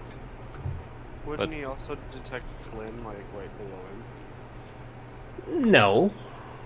No? No. Is it one of those ones that I'm says still alive. Flynn is still very much alive. Didn't you say she pinged everything, though, off of Divine Sense? That's a That is... That's Celestial, Fey, and Fiend, but she's not technically undead. Yeah. Yeah, she was pinging off Divine Sense, not Primeval Awareness. Okay, just curiosity. So the closest was like 2 miles to the northeast? The closest would be technically 2 miles to the southeast. It's basically, with the way that our map is set up, you're going to cross the bridge and towards the large mountain that you guys are heading to. That's where you're detecting a concentration of undead. So you, or at least they said they were heading across the bridge, and so whatever they're heading towards, you're pinging something about 2 miles in the direction of that mountain they told you about. How many-ish? And also, do I know, like, what kind of undead? Because it's not necessarily on the mountain and more in it, I'm going to limit the information you're going to get, because I don't think it works really like an X-ray. Or at least I would hinder it. I mean, it doesn't... It doesn't, but... Have... It doesn't, and I would say, like, any kind of, like, radar, sonar, stuff that will do, like, a scanning sweep, usually obstacles will kind of block it, and most detection spells do have a thickness cap to where it can't see through, and yeah, it's a mountain, so it's going to be pretty thick. So the fact that you're detecting something, and a lot of it, or probably not I'm limiting your information because I would literally have to open up this area and hand count how much undead may or may not be in this thing. There is a lot. Yeah, Yeah. lots. Let's say lots. So, for the sake of it, you know that they're there. You know that there is at least one powerful entity. What I read didn't really say that I need to tell you what type. Yeah. Yeah. I mean, Yeah, if I overlooked it, like if it's No, specified, it if it's doesn't. I don't think it does. Just numbers and direction and distance. yeah. So, so southwest about 2 miles, and after a certain point, it just kind of all blends together. So it's lots. I mean, what you could point out is like which of your favorite enemies, but I guess that just counts as undead. Yeah. That was why I was like, do you have any others? But if you just Yeah. have undead, you pretty much are like, yeah, it's undead. But yeah, basically, you guys, Many undead, one powerful. yeah, at least one powerful. And you guys already know, like as a group, you already know you're about to go into a dungeon. So yeah, probably just expect lots. So, question for the group: long rest or short rest? It's at a point Long- where you can take it if you wanted. Long rest. Just because we can take it and because all of us have sustained a little bit of damage and used a little bit of resources. Okay. In that case, as everyone's getting ready to rest, I want to take out the Flynn doll and wind it up and see what it says. Oh no! Oh no! I don't know if he told you what they say or what. Actually, I think he did. So let me double back on that. I think he didn't actually post it. He just said, No. We talked about it in at the private. last episode. We talked about it in Okay. private, which is why I need to double back and see if there's any writing.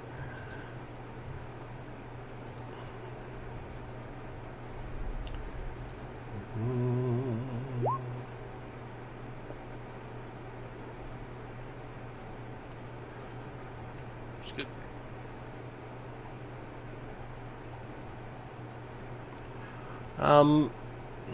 No, he doesn't. All he says is they have 2 or 3 iconic lines from each of them. Shit. What would be an iconic line from Flynn? I am an aberration of good and evil. Wow. We gotta revive Path. That Pull the would. string, and she probably just yells, Strahd! You didn't have time to put that in. Yeah. So so go ahead and tell us what of Flynn's iconic lines would be when you wind this up. I haven't thought of that.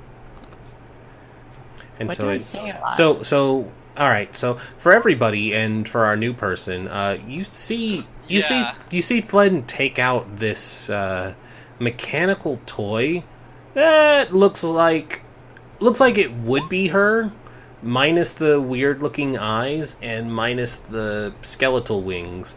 But otherwise, you can kind of be like, that looks like her. How weird. And then it just kind of goes, we have to save Path. We have to save Path. We have to save Path. And it's like, it's making like the clockwork motions and her hands are like going back and forth. And then it's like, afterwards, it's like, everyone I love dies. Everyone I love dies. Everyone I love dies. Turn it off. And then the last one is like, fuck Strahd. Fuck Strahd. Fuck Strahd. I'll put it away. Then I take the rest out, and actually, I don't put it away yet. I take the rest out, and I wind up each one. God damn it, she's gonna make me do this. Okay. This is for everybody. So Alright, so it was for the 4 original people, right? Yep. So I have a list. Raziel's in there. So the next one she takes out is a kind of buff looking Jeff Goldblum with a furry collar and some like markings on his face and his oddly exposed chest. But when she winds it up to say something, it goes, "I really hate Rylor. I should tell them about this information, but I don't want to. Life sucks. Life sucks." Depression.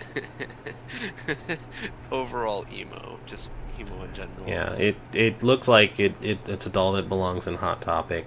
And then the next one, Rylor, Flynn, Eastmark, Irina, Path, Raziel, and Garrick. Jesus Christ. Just make everybody else do theirs. It's more fun if I do it because he didn't tell you which lines he picks. Okay. So Irina's when you start that one up, it goes, "Rylor, what is this? Stop asking me that. I don't know what this thing does." Like he actually recorded her voice and she just didn't get it. And then Eastmark is like, "Is this thing working? Hello? I'm Eastmark." And it looks like the two Barovians just didn't get it. And then when he gets to Rylor's, it's like, "It's a television. I killed my family. I'm a gnome. I'm a gnome." And yeah, and Argonome. I are gnome. And yeah, and so and then it gets to a dwarf, and it basically says, because they didn't have very long with him, so it's basically just, "I need a beer. Ha ha, Allfather is great. That is a wonderful craftsmanship. That is wonderful craftsmanship. You're my best friend." Really go for some acupuncture right now. No, and the last one says, "You're my best friend, Rylor." And yeah, so you go through them, they all work, and basically Glenn spends the better part of the evening just playing with these toys. Oh, Paths also comes up, and it says, "Stop biting me, stop biting me, stop biting me." And then it also says, "I kill monsters." And then the last one, it says, "Release me, release me."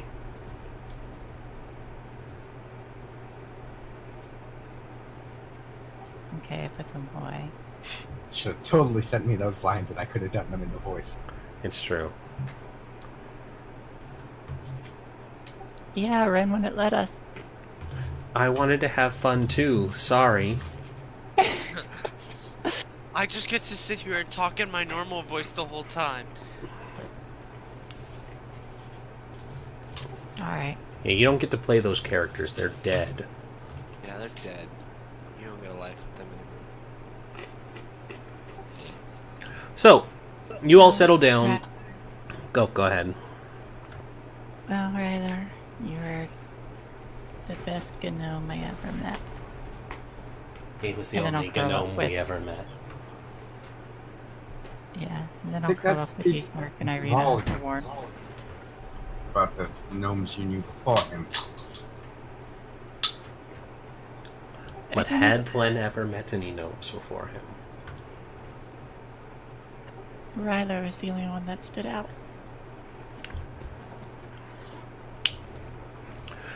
Anybody else doing anything before the long rest?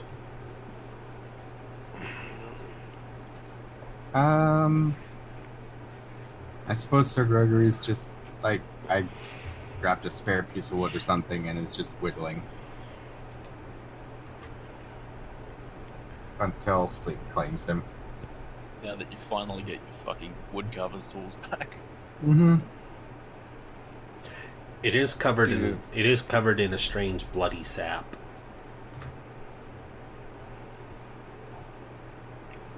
Clean that off. going to take you a while. I cast prestidigitation on it. Just ruin the fun.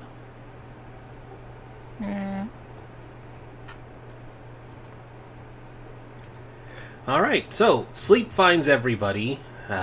When you wake up several hours later, Nope, don't interrupt me now. Nope, just wait.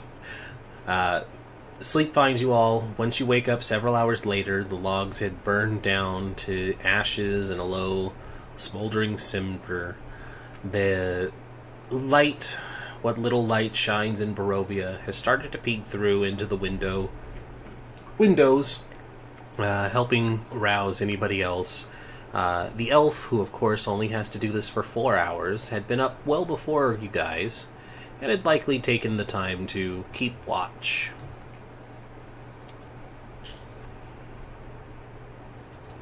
Yeah, and probably after like an hour had passed, been like, what the fuck? And like, wasn't it just a short rest, not 8 hours?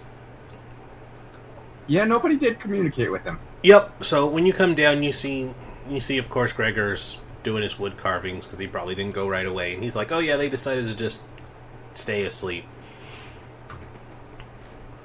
And so, now, after a long rest... Spellcasters and all, you know?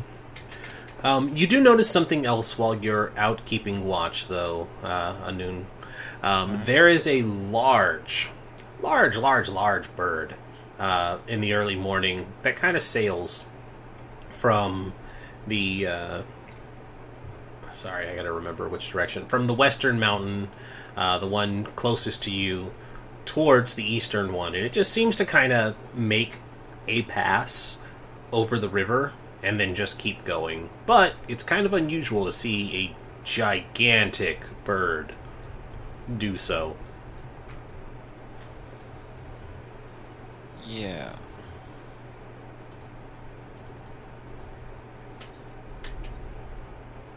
I'm looking for a thing, but I guess that's probably silly.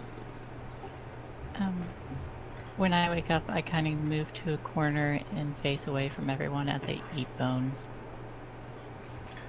Give me a stealth check.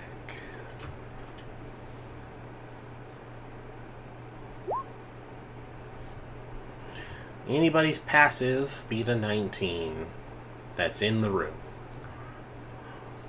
Nope. Nope.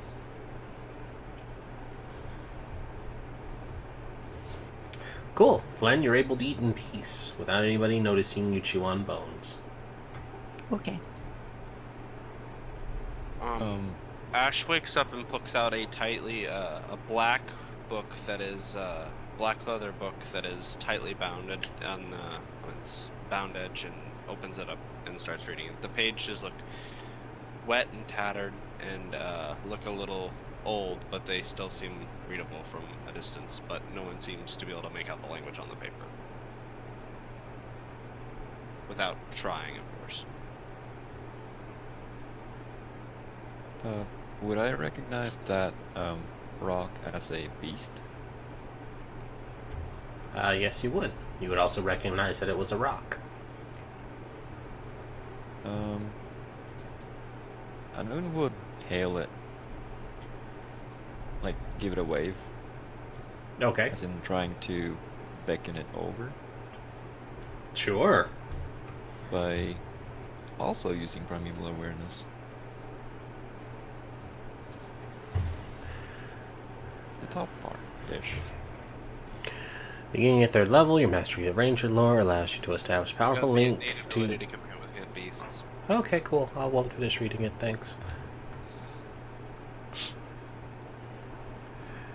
Through sounds and gestures, you can communicate simple ideas to the beast in action, and you can read its basic mood and intent. You learn its emotional state, whether it is affected by magic of any sort, its short-term needs such as food and safety, and actions you can take, if any, to persuade it to not attack. Cool. Yeah, so, up on the roof, where you at? Yes, you are. Huh. So, let's flip this over. You hail it, and it immediately notices and starts to turn, and it looks like it's going to start flying in your direction. Shaboom. It is a massive bird. Specifically, now I need to adjust. Diving towards the tower roof is a creature of unearthly size, a bird so monstrous that its wings blot out the sky. You already know that it's a rock, so I don't need to waste the time telling you so. But, oh man, we're going to lose this awesome looking picture, though. Wham. Oh. Yeah, holy shit. Can't fit you Well in the then. mouth hole. Wow, that's awesome. Yeah. Gonna miss that awesome, It's cute. awesome moment. You can tame it and What you fly gonna do, away. offend it? Well, apparently you Send can. that. So yeah, Yeah, it's It- totally gonna sit on your shoulder real well, man. it is currently flying towards you, so I will allow you to attempt a handle animal check to try and convey whatever it is you want to do with its attention now that you have it. Well, it does say that it does recognize me as a kindred spirit. Not that it Sure. might. So, just putting that out there. Yeah, mean- absolutely. I mean, looking at that photo, does it really look like it cares about kindred spirits? We are definitely, I will remind everybody, especially in chat, that we are still in Barovia, so yes, you can absolutely attempt anything, including befriending this horrible, horrible monstrosity. I mean, you saw that picture. It looks like it wants to be friends. Looks like it totally didn't murder anything on that bridge. I mean, hey, you guys totally could have fought it on the bridge. That is true. So- I didn't do that. Handle animal, please. Do you want me to roll animal handling to read its mood and intent and some such? Or- You're rolling in animal handling to convey an idea. You're trying to Yeah, communicate. you're. I assumed you were trying to make contact with it, so I wanted you to establish what that is first, and then I can also have you insight if you want to know what it's thinking and feeling, and I'll even give it advantage for the primeval awareness. The insight, I mean, but the animal handling will just be a straight roll. Yeah. Well, he looks at it as a kindred spirit, at least for the moment. So he's probably trying to glean information from it.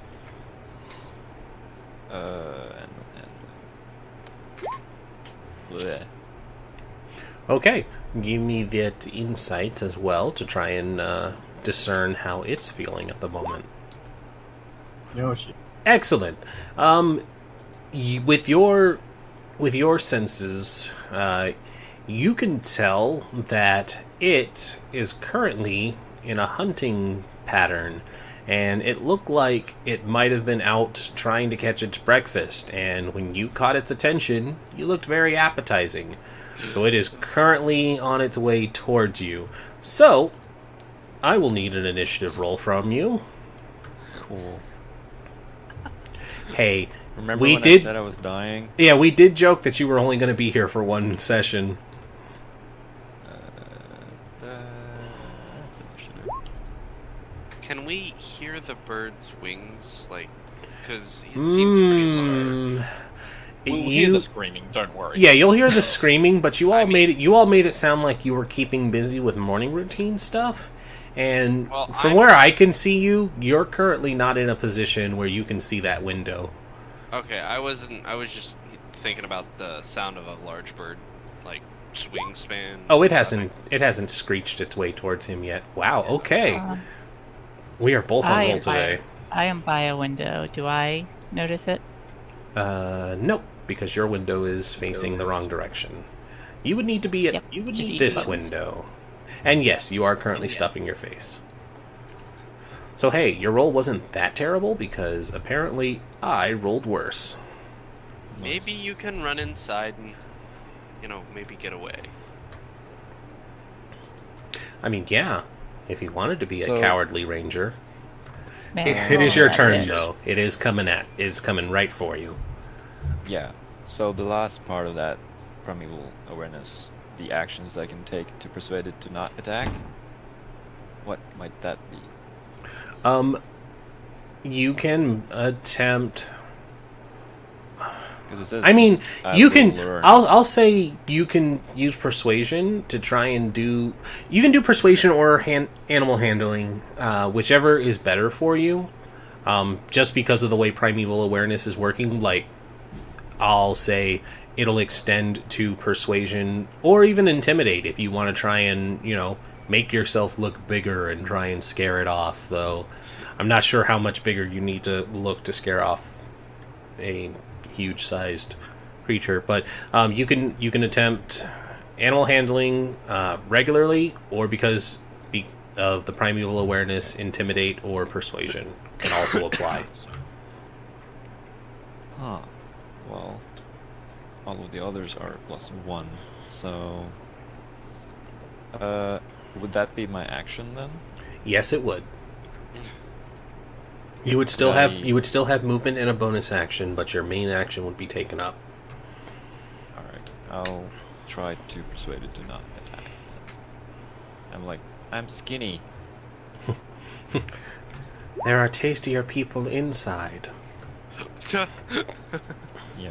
something like that. Alright, so let's see. You're going to attempt to persuade it, so it will roll to see how well it takes to that. These are my dice today. Lovely. Okay, Is that a so good thing or a bad thing? well, that would be versus whatever your roll was. So you rolled higher, so it is a good thing. It kind of, you see its like bird eyes kind of like refocus on you as you make these gestures like, no, don't eat me, I'm not tasty. And it kind of like cocks its head to one side as it's considering this.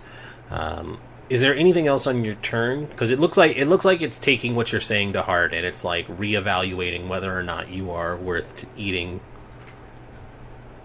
Yeah,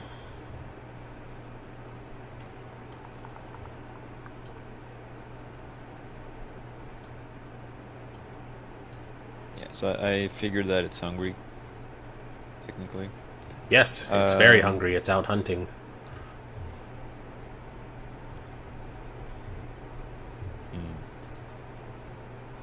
I don't think you have enough food inside of your sack to feed that giant bird. No.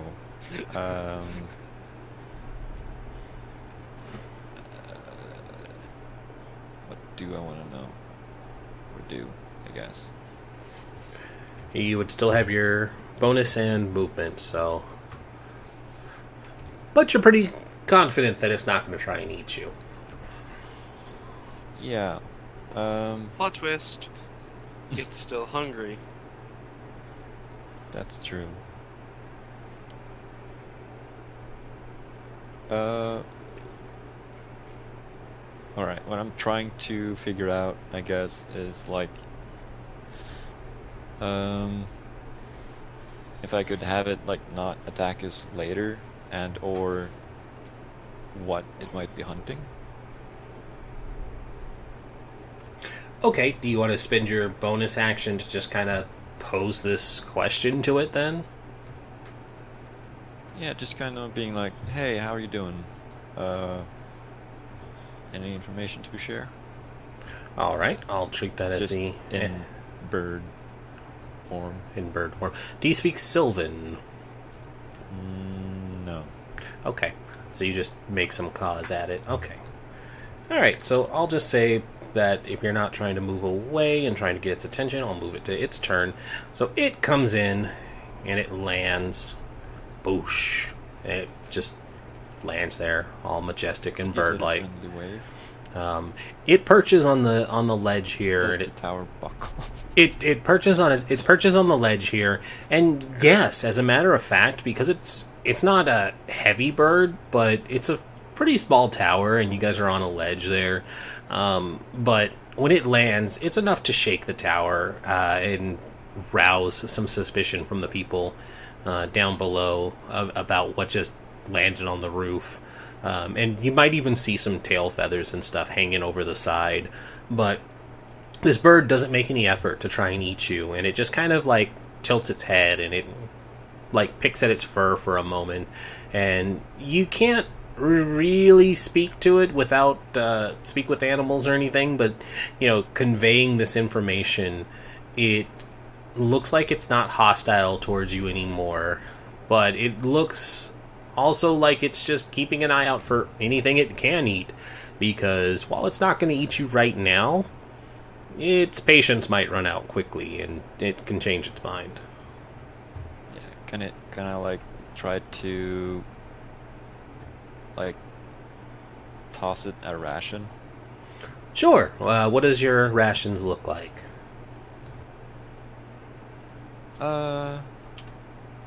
Probably like mostly fruits and vegetables, I imagine. It's a from the whole forest. turkey from Otis Fatfoot. Nice. So you take out these dried berries and stuff, and you toss them up, and it snaps out its beak to try and catch and gobble one up, and it looks like it doesn't quite take to it. It looks at it and it makes like this displeasured noise, and you've seen it before when you try and like misfeed a smaller predatory bird that it probably was out looking for meat, hence why it wanted to eat you. And so being offered the berries, they're generally not omnivores, so it didn't take to it. He'll say like, "I'm sorry, friends. It's all I have for the moment."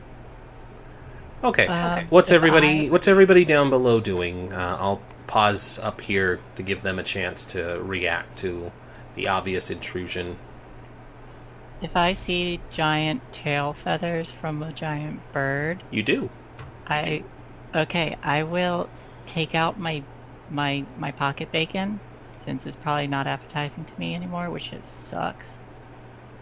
And I just like slowly my hand just sets the bag of pocket bacon up there and then just retracts without ever going up there entirely. Hold on. Let me check something real quick. Stealth bacon. Stealth bacon. In fact, yeah, roll me a stealth check real quick. Yeah, okay. Could it also be a sleight of hand? You only need to beat a 20. It could be a sleight of hand if you have it. Yeah, But then again, she's lifting the whole thing, so... and if I'm just sticking my hand out just to set it down. Do I notice the hatch moving? Yes, your passive is enough to notice her 10. The rock also notices, though, and its entire, like, head swivels towards this hand that very slowly and obviously is, like, pushing this bag of bacon towards you. And it's like, it's slow and painfully obvious, and then a beak snaps out. Bam. Oh shit! Did you? How attached to that hand were you? Oh my god! Holy Because not anymore.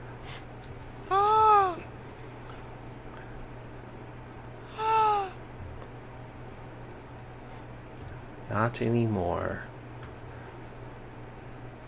I was I'm still gonna say conscious. I would try to distract it, but I will try sure. to. I want to pull my hand back as fast as I can. I will allow, because you definitely did this thing during a very tense situation, so it's nobody's fault, especially not the DM's, but I will allow a dexterity save. Okay. And I am adding 15. my Sure. divine favor. No. Well, yes, sorry. I anticipated you to say the spell, but yeah, that's fine. guidance. Yeah, I anticipated guidance, and I was going to be like, no, because you can't preemptive that. Yeah, the 15 would have made it on anyways. But yeah, it snaps out, and you take 14 as this sharp beak connects, and you are very lucky that you didn't lose a finger, as its reflexes are quick, and it kind of like snaps its head back towards Anun and is looking at him, and then also like looking at the bag like, what? I saw a worm. I don't know what's in the bag, but I will, like, It smells like bacon. yeah. Well, I probably can't smell that up here in the windy tower. But he will just kind of like not hold up a hand, because that seemed to be a bad idea, but kind of like try to calm the rock down and check out what's in the bag. Okay, give me another animal handling to try and keep it from not deciding that it just wants to snap you up while you reach over and look in the bag. Oh boy.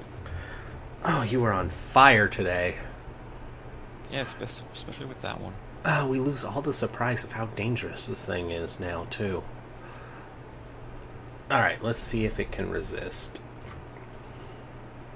I am cradling my bloody hand. Hey guys, you see Glenn holding a bloody hand. Yeah, I wish I Thorg could will rust do to something. death.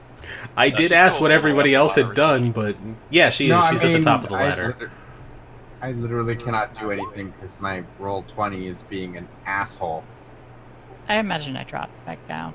Alright, it resists the urge to not eat you, thankfully. So yeah, you open it up and there's probably about 10 pieces of old-looking bacon. Let me check how much I have left. Do I think Oh. that the old bacon 28. would hurt it? Sorry? There's 28 bacon. Oh no, I've Anun. been- I didn't hear what he said. Oh, if I think that the bacon would hurt it if it's like old. No, and I mean, it's not going to have any immediate effect if it is. Alright, well, he'll pull them all out and just kind of like... Are they like tied together or anything? Or are they just like... Nah, they're probably just individual strips. Probably something they shoved in haste. So, what if I squeezed them? Would they like stick together? Yeah, you could bundle them up into a bacon ball. Yeah. I'll do that and just like kind of like look up at it like kind of like cheerfully and be like, "Oh, here you go, buddy," and toss that up to it. And when you toss it, same thing, lightning fast. Its beak snaps out and it snatches up this ball, and its beak makes the bird chewing motion where it kind of snaps at it a few times to get it really small, and then it makes the gestures of it trying to swallow, and it kind of like gives a satisfied noise and looks at you expectantly. Yeah, it's like, there. Is that better? What did we just get? Something just happened. Sorry, there was a stream notification and I don't see what it is. Oh, Frost is hosting. Thanks, Frost. You rock. Cheer for the butts. Yeah, the rock looks... it looks content now. You get the sense that you're not in any immediate danger. I will keep a foot on the hatch to keep it from opening again. Alright, move yourself closer so that you're at it. But probably safe That's to... where the bacon was as well. Yeah. So, yeah, you get the sense that you're not in any immediate danger here now. Do you actually have speak with animals or anything? No, I just have like that primeval. Okay, so You're a yeah, ranger, that... you have spells. Oh, I I do know, have but spells, he has to but yeah. prepare his spells. That's why I was asking if he had it. So, Sorry. I think I just have spells. I didn't prepare them. do you just... Oh, you're right, you do just pick spells, but you have a limited number. Yeah. Yeah, But, he has yeah, to prepare a limited number of spells there. That way, what I said actually makes sense.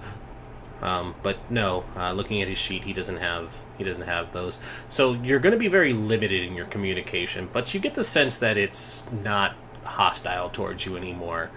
That still doesn't extend to your friends, and you know that much. But you think that if you're like, hey, yeah, there's nothing else here, you should keep hunting over on the east side of the mountain, or go check out the far west, far from here. You might find some more of this tasty bacon ball. But you get the sense that you probably need to lure it away because it's going to eat anybody else that comes out. Yeah. It's like I don't want to trick it though. And I also don't know where anything is, except for undead. And I assume it doesn't eat undead? Probably not, no. I mean, you could try to lie to it. Yeah. That's not how you treat friends. That's fair. Right, Morph? That's not how you treat friends. Morph had to restart his computer. Oh, well, that makes my joke even more funny. It just implies he's a bastard.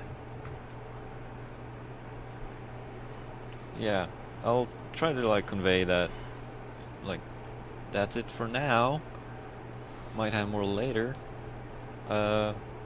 Maybe check out the direction we're not heading. Okay, give me one last animal handling to send it on its way. I got faith in you. You can. You broke 10. You broke 10. Yeah. So let's see here. Advantage on the advantage because we're such good friends. I mean, the advantage would just still put it at 11. All right, so let's see how he feels. Yeah, he seems pretty amicable to this idea, and it gives one final "rah," and it lifts up, and you guys hear the heavy flapping as it just takes off. Would I be close enough to give it a scritch? Absolutely. You scritch it behind the bird ears, and it definitely doesn't try to eat your hand for it, but try to loosen a feather or anything. Not yank one out, but if there's some loose feathers. There's probably let's see, how many feathers might have fallen loose. Let's see. Because that would be cool.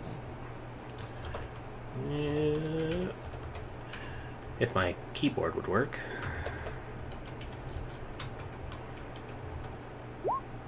Oh, yeah, you're able to find two very large blue rock feathers. Yeah, 2 very large blue rock feathers. Sweet. But, that being said, you aren't confident that it's going to be gone for long. Yeah. But I do see it, leaving. Yes, it is. It is heading northeast currently. Alright. And then we'll take a deep breath and be like, whew. And we'll open the hatch and head down. Meanwhile, down in the main level, Glenn has been bleeding out. I am nursing my hand. And Tullius. I don't know what's going on with my mouse. Hold on. Why is it doing this? It doesn't like your token, apparently. Yeah, well, I don't even know where I am. It flung you off the map. I was trying to drag you down, and it was going up. Oh, your mouse wanted me to fly the rock. So, what the fuck was that? Big bird. That It was a wasn't rock. yellow.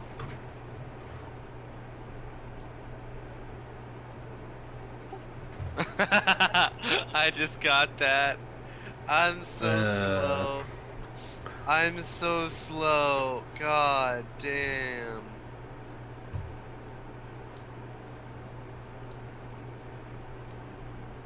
That was a rock, which was heading the direction we were heading, but I persuaded it to go the other way, so we should leave.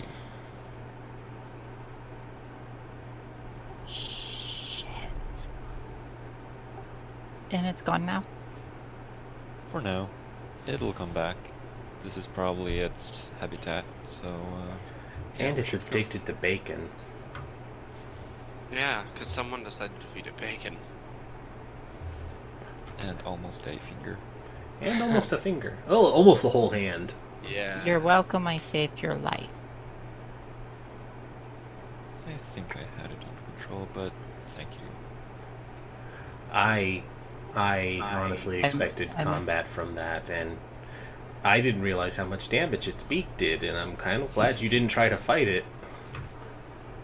Fun fact. That thing has a 90% hit chance on me, what I assume is probably the most armored here.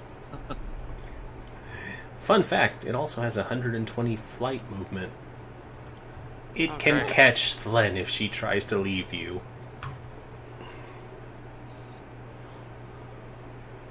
Yeah. And then we'll just, like, start leaving. Everybody's- thinks that is best. I let him go out first. That's good, it likes him. Also, if you have any needs, So- free. We should probably do something about the horses then.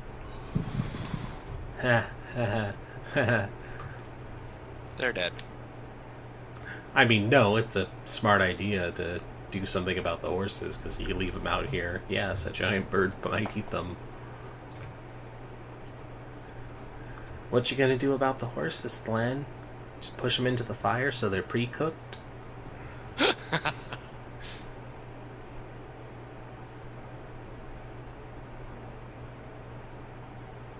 Also, I would say that my undead radar is constantly going. You're gonna I mean- maintain that concentration forever? Well, I- it does say I could spend an uninterrupted minute. Yeah. Depends how you consider it uninterrupted. I can actually try putting a door on one of the walls here. And maybe we can get the horses through. Hello? Okay. It's just Morph coming back. Oh. I think everything's working now. Well, you just missed the rock TPKing everybody, so thanks for not being there to help. I mean, what was I supposed to do up against the rock? I mean, look at his acting Punch. career. I can't stop that. You punch it. You're also a wrestler. Were you here to see how much? Were you here to see how much damage it did to Flynn? I was here to see that, yes, but I kept having to reload every single time someone tried to roll anything. So, Yeah. So, idea, if we want to try and take the horses with us, I can put a iron magic door on one of the walls to the gate, and we can walk them through.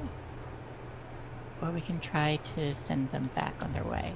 Well, someone who isn't me. Could we put them behind the portcullis and close it?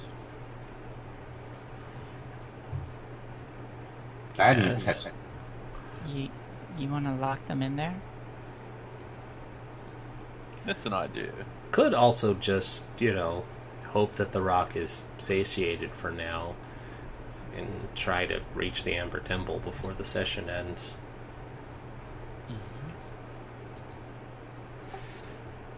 Do we want to take the That's- horses with us, or do we not? Yeah, no, just leave the horses. We They're gonna die. They're can't gonna get die. them. Yeah. I mean, I like just- Glenn's idea of opening a door and just getting them through. If you want to try that, you guys should definitely try something. It's better than leaving them.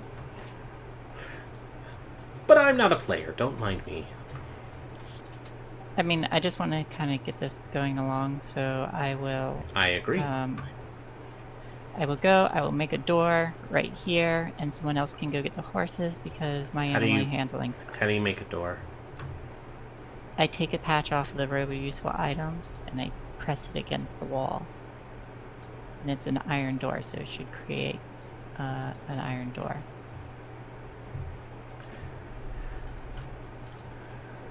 Can I just say we've had this the whole time and we haven't used it?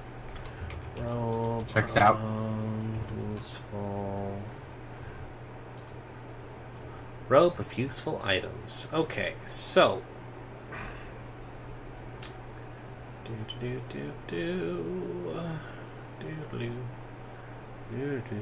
Iron door, up to 10 feet wide, 10 feet high, barred on one side of your choice, which you place in an opening you can reach.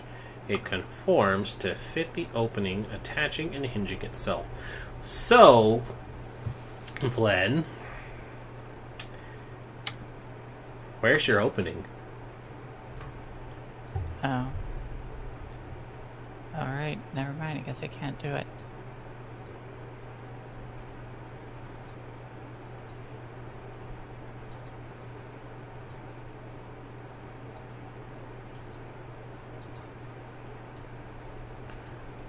So what's the plan? I thought Well, it it made was a a good idea tunnel. until it was thwarted. Nope. It says it just covers up a hole and puts a door there. Oh, I thought it made a hole. Never mind. Then I guess I'll have it for something else. Well, I got nothing. Does someone want to send the horses away? You could take out the riding horse with the saddle. I guess that doesn't help your cart situation. Tullius Thog can create a mount tomorrow. That doesn't help. If we can send the horses off to, I don't know, try and survive, we do have other means to pull that cart when we come back. Alright, we do that. Cool. Yeah, you send the horses on their way. They will definitely make their way back around the pass, and wish them the best of luck, because, I mean, that's really all you can do. Most horses probably know how to get back to, a town that they were trained in, so yeah, it's very likely that they can make it back. But for now, you leave the wagon as it is, not abandoned, but left on the side of the road here, where it should be safe. Which leaves you all back on the pass. Alright, I do my normal thing of holding Newsmark's hand and tail around Irina's waist as we walk. Anun will be kind of stressing the fact that they should hurry and will be slightly jogging. Yes, let's head off.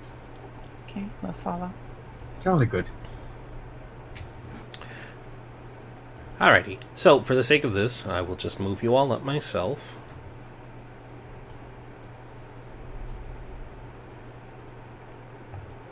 Boop. Yoop. There we go. You all appear next to a tree that had been brutally massacred by a half-orc earlier. The snowy pass comes to a gorge spanned by a stone bridge. At each end of the bridge is a 30-foot tall, 30-foot wide stone arch. Atop each one are two statues of armored knights on horseback with lances, charging towards one another. The wind bites and howls like wolves as it passes through the gorge.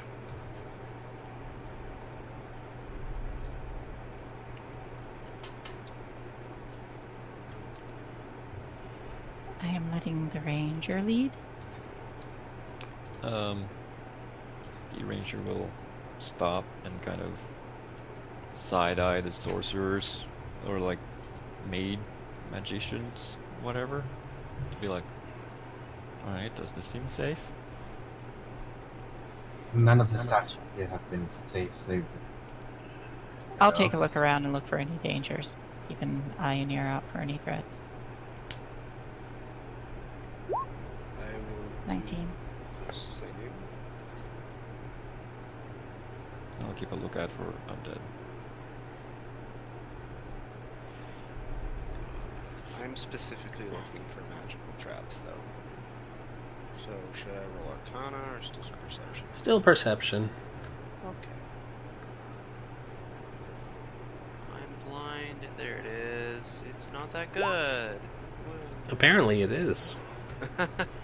Yeah, so the two of you, you see that... No, it looks pretty good. Directly ahead here, it looks like there are abandoned guard posts, one on each side of the bridge. The bridge itself is about 10 feet wide, and while it looks slippery due to the falling snow, it doesn't look like it's dangerous to cross. You can also see, getting a little closer, the slope drops very, very, very far down, and it's about 500 feet to reach the river if you happen to fall. I will cast guidance on whoever decides to go first, and I will let someone beefier than me go first. Man, if only that rock were here to make this much more perilous. Tilius Thog will move Look, forward a speed little bit fierce. to investigate these two buildings here. They are empty. These here buildings here are empty.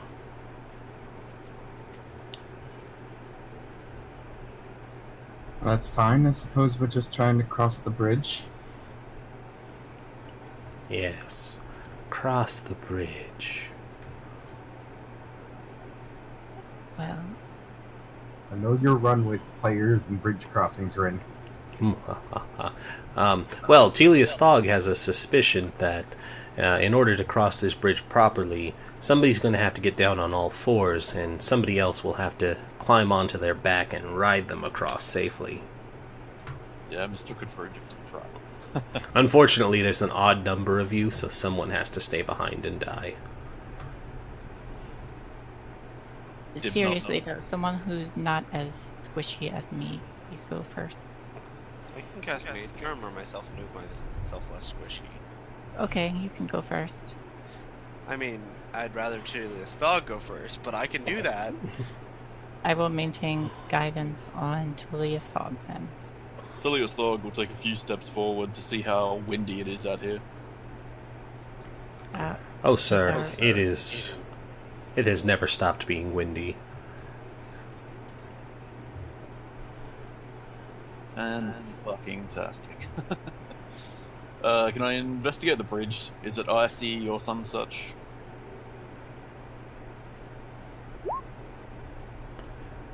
I'm sorry, what are you investigating?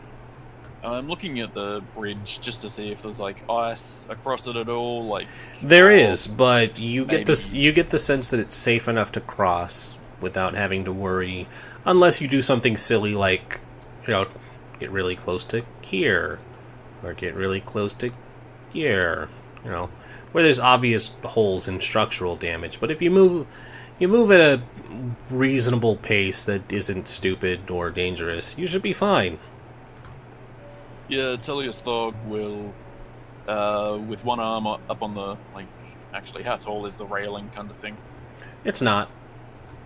Okay, cool. Yeah, with one arm on that, he'll walk forward, going this Unknown, way. give me a D100.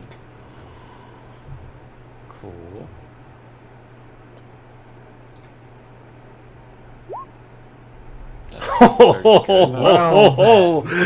I had set it to a 10% chance that it would come back.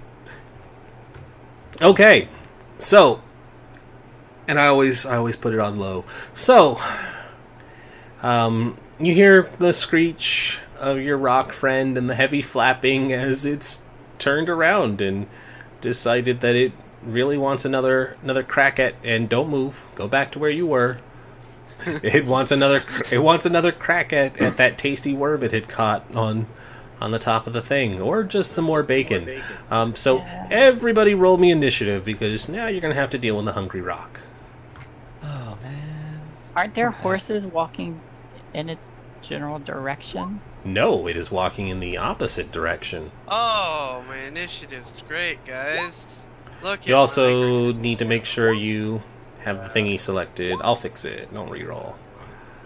I had one job. You had one job. Failed that job, man. We All go. that. It's okay, the dice failed us. They always do So that. 1. I mean, if you had to roll a 1 somewhere, Better it be on a D100? What? No. no, I meant for his initiative. No, it's really unfortunate that it was a 1 on the D100.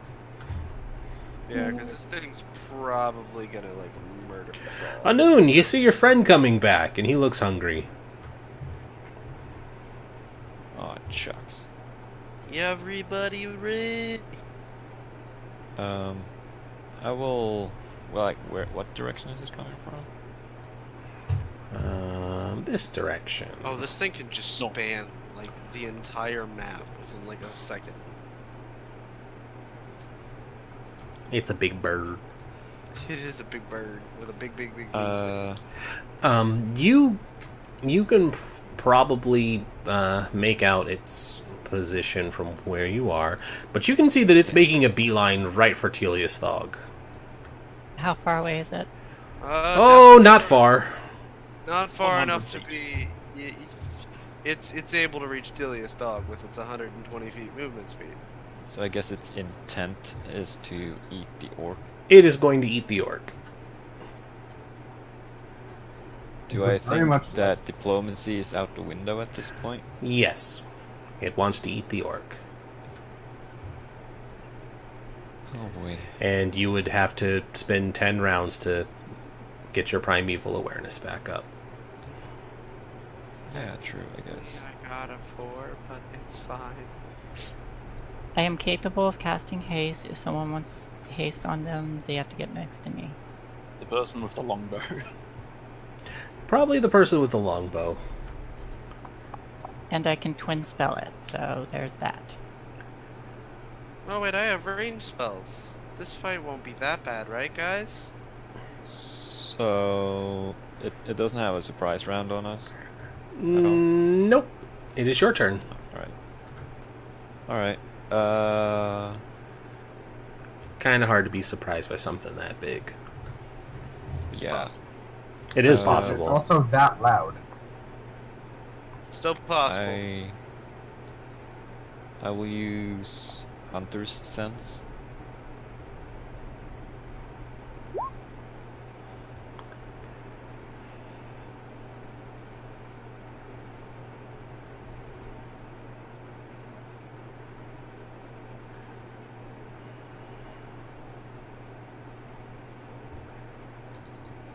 How best to hurt a rock? Well... So it suddenly got quiet. Oh yeah, the ambiance ended.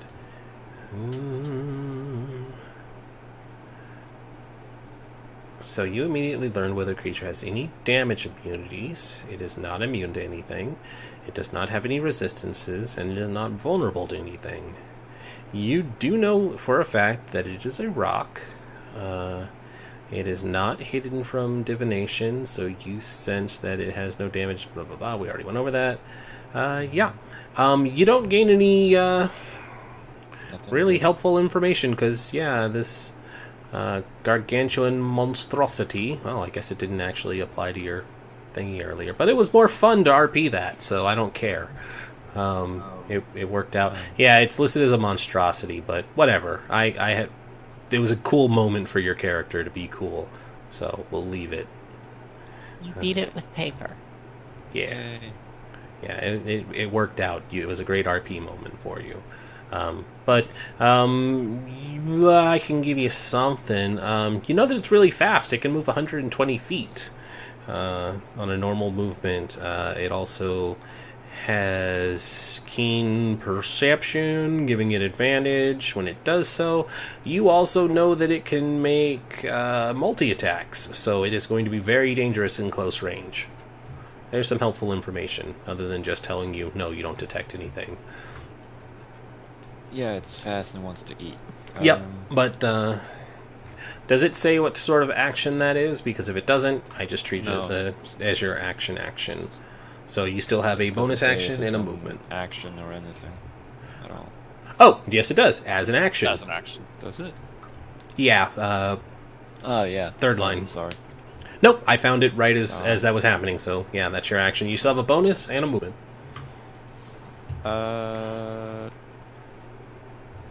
I will, as a bonus action, I guess we're fighting this thing, so I'll use Hunter's Mark on it. Cool. And I suggest moving right up to my left.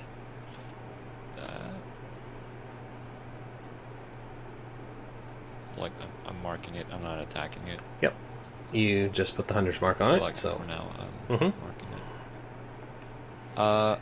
And I will get into cover. Glenn suggested moving towards her. Yeah. How close to... Within touching range is one thing she wants. Alright, is Right that there. within touching range? That works. Alright. Yeah. So that's... Sir Gregory, you're up. Yep, and I guess the best thing I can do is just give this thing another target, so not knowing where it is, Gregory... Run out onto the bridge. Do it. Do it. You won't do it. I mean... I did it. Probably, like, shout, like, get down. If people weren't aware that it was there. Ah, good times. Okay. Also, haste isn't a touch. It has a range of 30 feet. That makes this easier. Yes, it does. Anything else there, Sir Gregory? The blood spear? The blood spear. I hold my action until it gets within at least 30 feet of me. What action are you holding? Punch. Sun punch. Sun punch? Alright. Sun punch. The blood spear is disappointed that you're not using the blood spear as your holded action. I know. He is just a disgrace to his title. I'm not going to throw the blood spear. I need that back. Telius Thog, you have a giant bird barreling down on you. Yeah, my original plan was just to run to the other side and hide in one of the fucking buildings. But now that Sir Gregory's on the bridge, I think that might just be leaving him for death. I mean, hey, he who fights and runs away lives to run away again. Also to fight again. Sure. Also, we didn't exactly have time in combat to discuss this, so yeah. Yeah, Telius Thug is gonna stick to his previous plan. And stop right there. Wait, back up, back up, back up, Yeah, back up just a little bit. Whereabouts? Put yourself right there. On the... Yeah, right there. Okay, I got something to read here. One of the statues atop this arch has crumbled, leaving only the hindquarters of a horse intact. The mountain pass continues beyond. Okay, that's not what I was looking for. There was something specific that it told me that was really important here. And where did it go?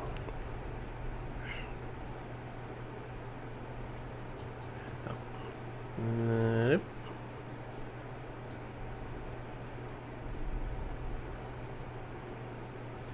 Where did it go? There was a fun thing that was on this side of the bridge, and now I can't find it. It's always something. Is it fun for you or fun for us? This Yes. just jumped to life and ate us. Yeah, the statue jumps down and bashes Telius into the water. That's not And what I it said. punches the bird in the face. And then they go into a battle of the titans. Ah, there it is. The low wall that encloses the stone bridge has fallen away in a couple of places, but the bridge appears intact. A black-cloaked rider on a charcoal-colored horse guards the far end of the bridge. Right about there. So as you start running, you notice this person come into view. Ah, from the frying pan into the oven.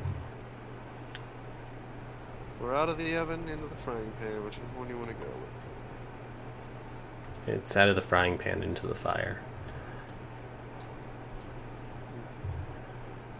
You can't stand the heat. Get out of the kitchen.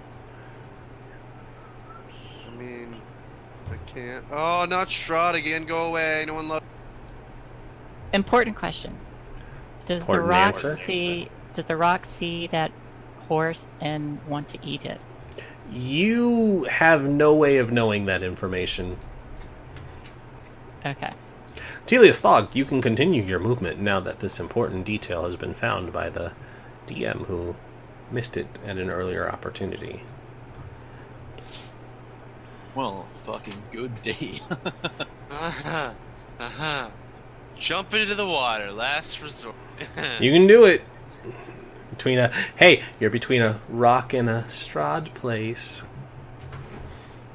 Not funny, but thanks, man. Oh, come on. When am I ever going to get to actually use that joke again? It's a literal rock and a Strahd's place. Come on. Fuck it. Telius Thog is, gonna dash and keep going for the building. You gonna... Oh, yeah? He gets there with standard movement. Okay. Done?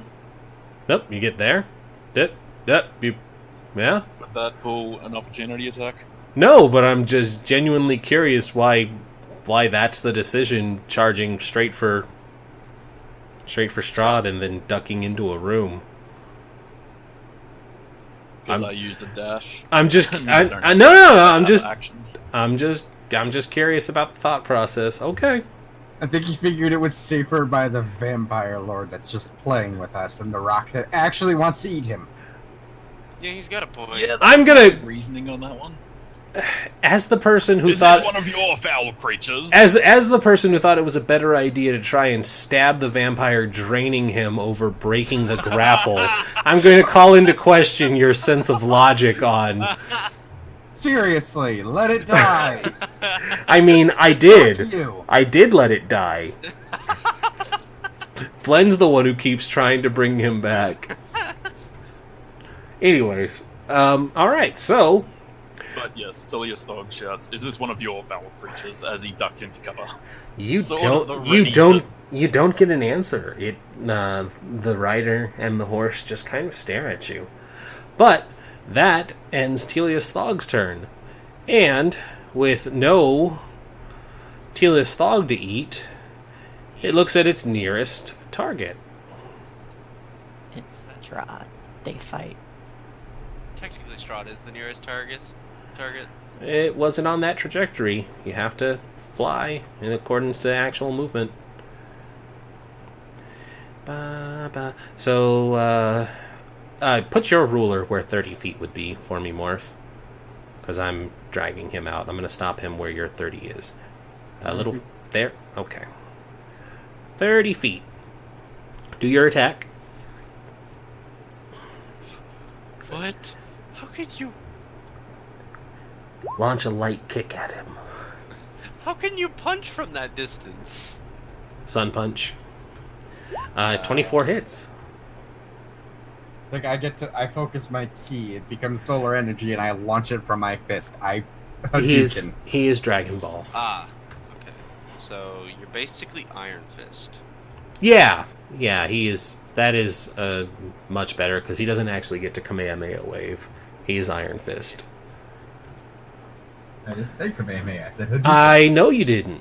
I said you are Dragon Ball. You have to listen to people and just stop assuming that we're doubting you, boyo.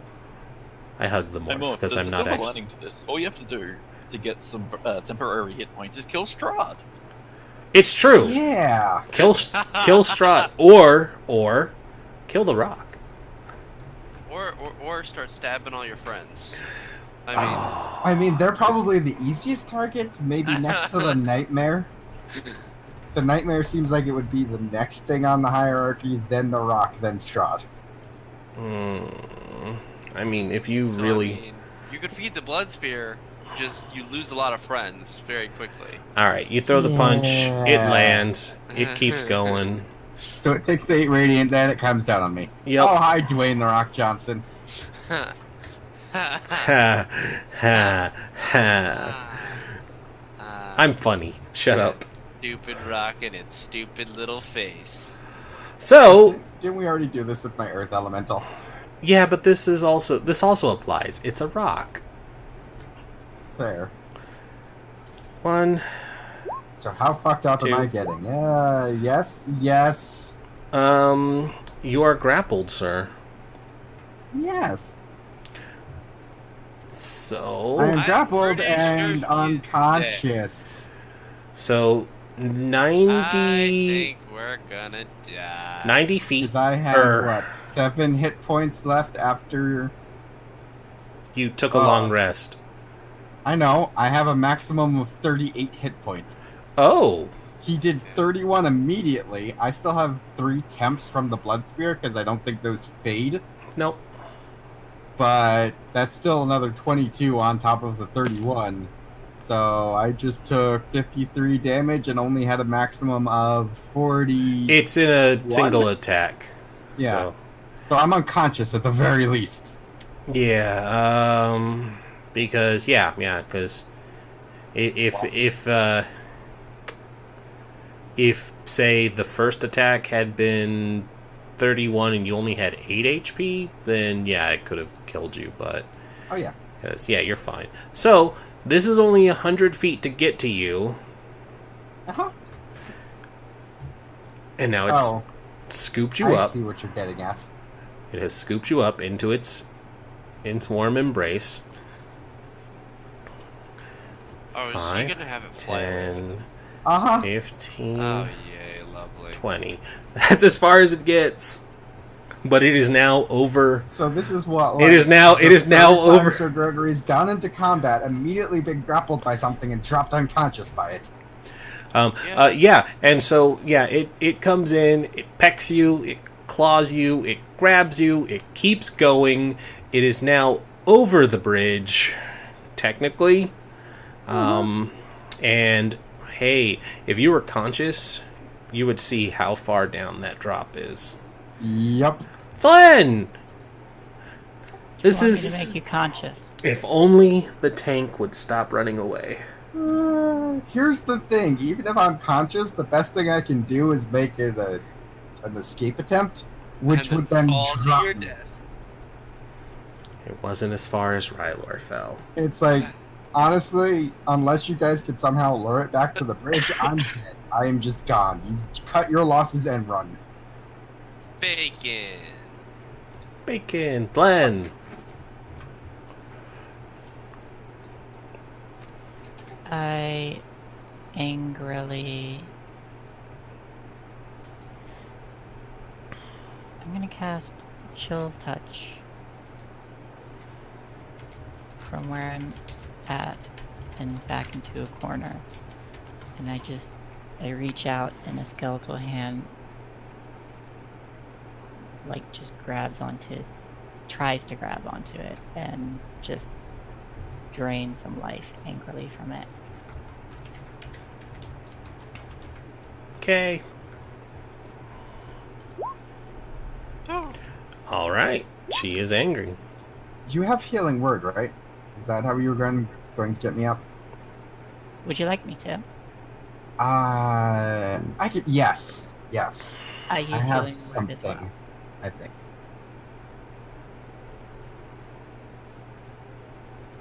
Okie dokie. So, Heal 8. yep. Alright, so it takes 14 points of necrotic. 14. I need to stop waking up. Just being grabbed by things.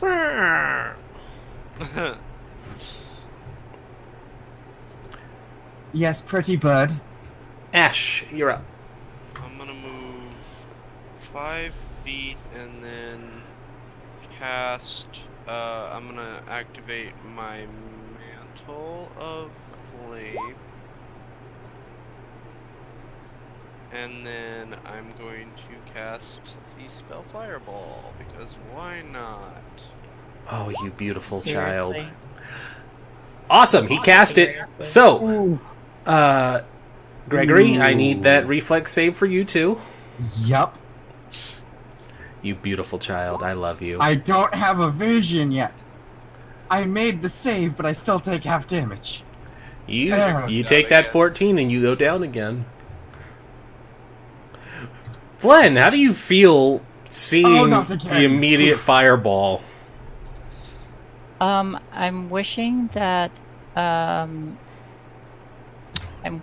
we ended up getting, you know, someone who was, I don't know, had like dispel magics instead of like kill everything magics. And so yeah, now I'm actually losing my friends to my friendly fire. Okay. Yeah. No. Literal friendly fire. The friendliest of fire. Twins, I'm yeah, not happy. So, does this hit the rock? Like, that's all I really care about. 20 foot, right? Fireball's 100 20? No, fireball's a 20-foot radius? Yeah. There's a lot of rock. I think so. Let me check real quick. Damn it, it always does that. Yeah, 20-foot radius. Centered on a point. So these count as Wait, wouldn't I send it 10 on the... feet. Oh, wait. I didn't. It's not centered. That counts as 10 feet. So it would be this. Oh, It would be that. It would be the entire rock. okay. And I am in it right And now. you are in it, yeah, because you are. I mean, you are technically occupying its space. So regardless of where you technically would be on the map, you are still in its explosion radius. But I like using those templates, so it's just fun to put it down for a moment. Yeah, so that goes off, and I still need to roll its save. Getting distracted by these amusing moments. Okay, Wow, failed. I only seem to Also- roll good when it comes to killing Morph, apparently. Yes! Also, I don't know what it is. It takes an extra 5 damage because it gains a bonus. Morph, take your extra 5 damage. Not I that mean, it mattered. Not that it mattered, no. Actually, no. No, it still won't exceed your maximum HP and negatives because you took No, half. I'd only hit -11. 'Cause I Oh, wait, hold on. You are grappled, sir. Does that consider you restrained? He's grapple okay. does not make me helpless, so it's not a crit. No, I'm not worried about crit. Oh, do you mean? Are you because are you I'm considered grappled, are you I get considered the dex restrained? save? Even if it's at disadvantage, he still passes. You're Yeah. right. You are right. He does still, so I guess it doesn't matter. Okay. So you're fine. I'm not good at math at late at night. You said an 33 extra damage. 5, so it's 33. There you go. Yeah. Probably won't kill the thing, but at No. least I heard No, it. you are. Yeah, And that also made that did Blake happen. Really, really mad. Anoon. Yeah. You Also, Sir Gregory. He's unconscious. It doesn't matter. Well, I'm Anoon. just gonna try and get free and snowfall. Anoon, it's your turn. You saw the two casters throwing spells and heard the sound of an explosion, and the very look of annoyance on Glenn's face afterwards. Not just annoyance, it's a little bit beyond that. Yeah. So I can't really see anything from You here. also heard the Yeah, you're gonna of a have to monk move. twice. Like I can't peek around the corner or anything. You can move and then continue to move after your attacks, but like if you can't see anything, you should move and fix your line of sight just so you can see. But you can move and put yourself back into a position afterwards, but it's right here. But do I see like what direction it's in? It's right Like here, I mean. It's right here. Peeking around the corner, you would know that it's right here where You I'm could pinging. probably make out the area by sound. I mean, Yeah, I mean, just no, like, do he's. I want to go that way or do I want to go out that way? You can go either direction. It is passing through the bridge right now, going from north to west or north to south. Right. So it's All right. I'll go. it's oh, there it going is. it's Oh, going this direction. I can go What the? There. there. What even is that? And it's holding. It has the monk in its claws. He is currently unconscious and on fire. Slightly singed. Slightly singed. Ah, shit, if this costs me my beard. And it's probably costing you a lot of hair. Your glorious chest mane is gone. I mean, if I die, it's one thing. If I come back without a beard, set. Yeah, that's I mean, far. I've wanted Ash's head to roll for like the last 2 episodes, so Wow. Maybe you should have been the first on the bridge then. So, even if I was the first on the bridge, I still wouldn't have gotten hit because I would have just done the same thing that Tex did. Not after rolling that one. so it's looking like we're trying to kill this thing, and not like. Yes, one of your It is friends. not One of your bad. friends is getting carried off to be eaten right now. Well, my friends. One of your traveling companions. So Anun can definitely make reevaluate his choices in traveling companions now, but you definitely see a person getting carried off to be eaten. And I'm It should also also seeing be mentioned Strahd Sir across the Gregory bridge. seems- You do also see the Black Rider across the bridge and Telius Thog hiding like a bitch. Fuck. Alright. First, I guess we're taking care of this bird. I will, as a bonus action, use Slayer's Prey on it. Blech, that's not where I wanted to push. Click. There you go. Which just adds more damage. And I'll try to shoot the bird. Hopefully I got this right.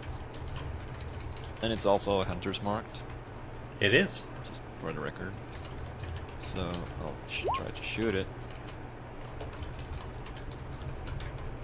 That's a 13, I guess.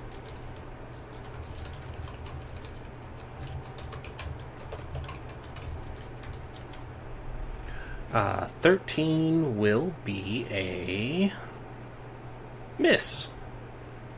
Oh wait, Slayer's Prey. Does that give you? No, it just gives me Okay. damage. Yep. 13 will miss.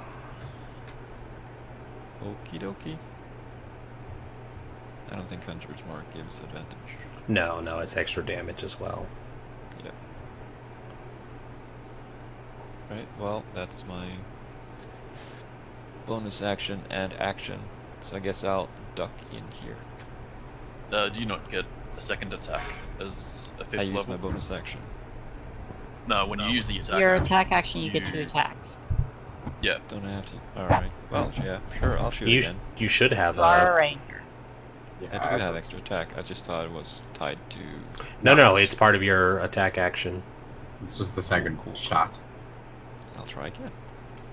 Yeah, you can attack twice That instead hits. of once whenever you take the attack action on your turn, which is how mine reads at least. Okay. So that hits. That does it hit. not say damage? No. You have to Now click the the longbow. click the bow, and it'll roll that, and then go ahead and roll your Slayer's Prey and Right. Hunter's Mark. But I didn't roll the bow. Click No, the no, longbow, click- not on your sheet. Click but it on in the click chat it in the box. chat box, and it'll roll the damage. Oh, I see. All right, so alright. then roll me Roll another Hunter's Mark and the other. Ouch. All right, so that's Yeah, 17 I'll donate damage. All that information. And then I'll duck back in. 17. Alrighty, it's a solid hit. It hits it. It looks pretty annoyed that all of a sudden people are attacking it. It looks at you with a face of betrayal, like, I thought we were bros. Hey, look, you Dwayne betrayed me will first by remember this. attacking my friends. Dwayne will remember this. Sir Gregory, I need a death save from you. 12.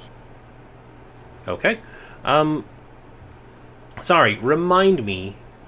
Oh, wait, no, it wouldn't matter because you woke back up, so even if you had a failed one from the attacks earlier, you got healed. So, yes, alright, so Yes, one success. Luckily, she didn't auto-fail me for a for the fireball. Yeah. I was at least conscious. Well, I was going to ask if the Talon had also cost you one, but you said I think no, you I said was- you were I still was up. not Yeah. I have 38 hit points, so the 31 did not knock me down, the 22 did. Tilius Thog, you are hiding like a bitch in the face of your enemy. Hearing the initial swoop of the rock, Telius Thog will... And the assume explosion that of a its first fireball. pass- Yeah, that too. Telius Thog will assume that its first pass has occurred and take a step out. You would have also heard 2 death noises coming from the monk. Ah!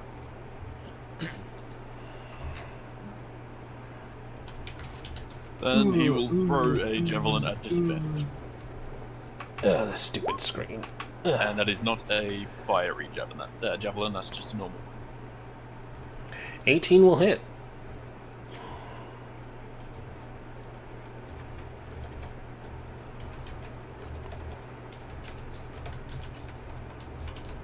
Are you gonna throw a That's a second hit. one?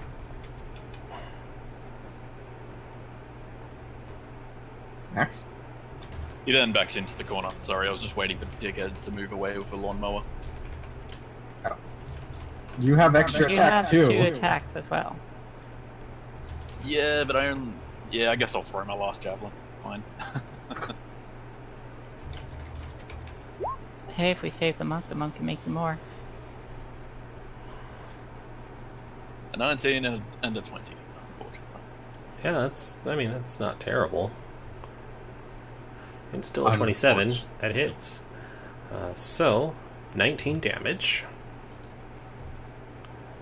I then back into cover. Are you enjoying the show? Strahd is looking at you with the most disdain at your cowardice. You're supposed to be a paladin. I like messing with paladins who decide to protect people, and you're not doing that. Fuck you.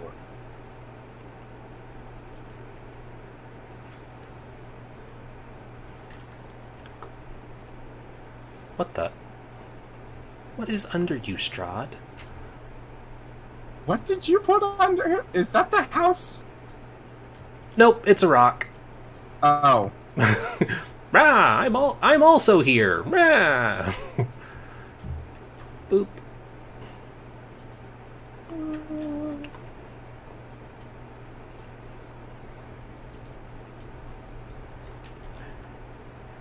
It trots in a little bit, and he still stares with disdain. He's not letting you out now. Hey, Morph. Yes. Is it gonna attack me while it's still holding me? Nope. Or is it just gonna fly off? Yep. So should I do that thing I whispered you? I hadn't looked yet. I sent you a DM on Discord. Oh!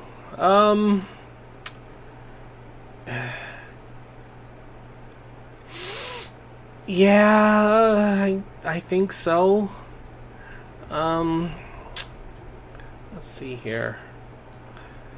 So, it would go... How do I do the mapped movement? Right-clicking. So when you start picking up the token, you right-click with it where you are, and then where you want it to go. That is not And never working. Stop along the way. It is making it freak... That's not working. It's making it freak the fuck out. I should just use put Q. that in. Thank you. Alright. Yeah. Yeah. Yeah. Oh my... Okay.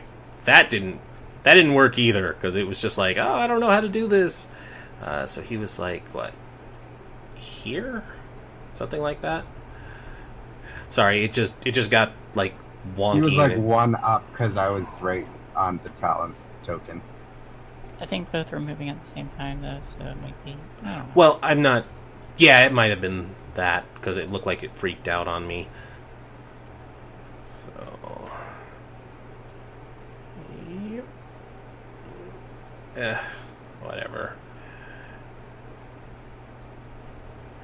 Whatever. It doesn't want to do diagonally, but yeah, that's basically 120.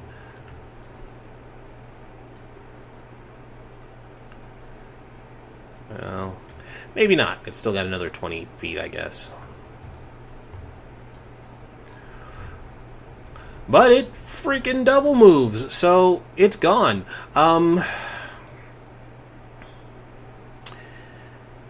Gregory, give me another death save. I'm just gonna see how well this goes. Okay. 19. Give me another. 8. Give me another. Failure.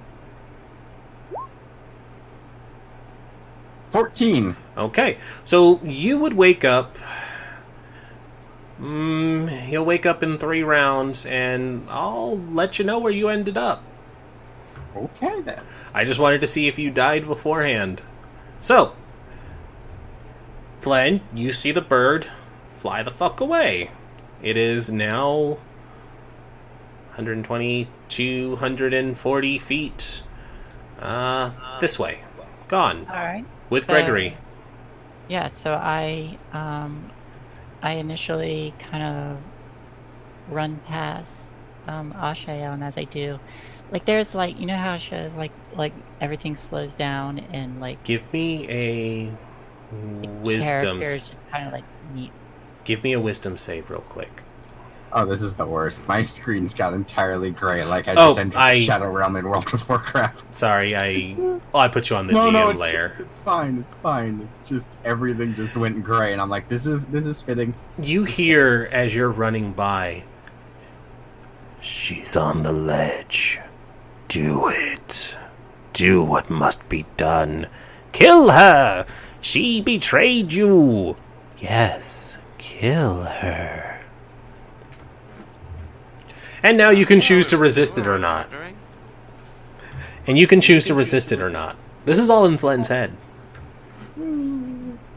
So like in that like slow motion. You are sorry, I don't mean to interrupt. Your save basically leaves the choice in your hands. They did not take over your body. Yeah. But as I'm like passing by Ashael and like I glance towards her and in that like slow motion movement, there is just a look of like betrayal and disdain on Flynn's face. Before something else is more predominantly on her mind, and she unfurls her bony wings and tries to fly after for a bit before realizing that she can't catch up. Yeah, go ahead and do your, I'm assuming, double move. Yeah, I was going to try to get close enough to heal him and get him up again, but... Yeah, you'll get, you have a 60 foot, right? Let me check. Was it 60 or 90? You'll still be way behind it. But... Yeah, I don't. My speed says 30/50. Okay, so you have a 50-foot fly. Okay, so you would be 100 to its 240, so you're still way behind. Yeah, and once it becomes apparent that I'm not catching up, I'll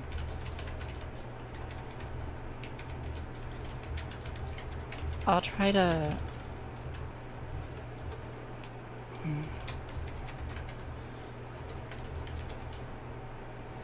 I'm gonna try to keep it in sight for now.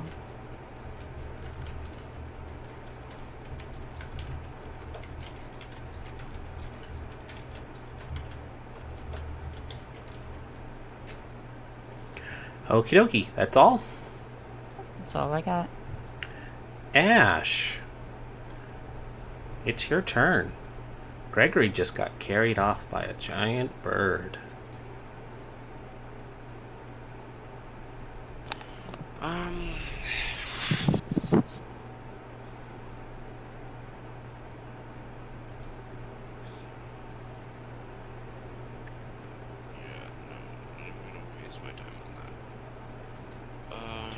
He's 240 feet. You're not casting anything on him. No,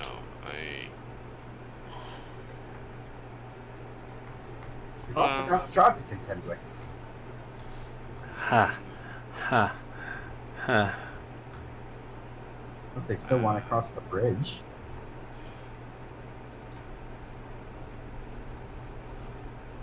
Ash is at a loss. She doesn't really know what to do because she screwed up and hit Gregory without thinking.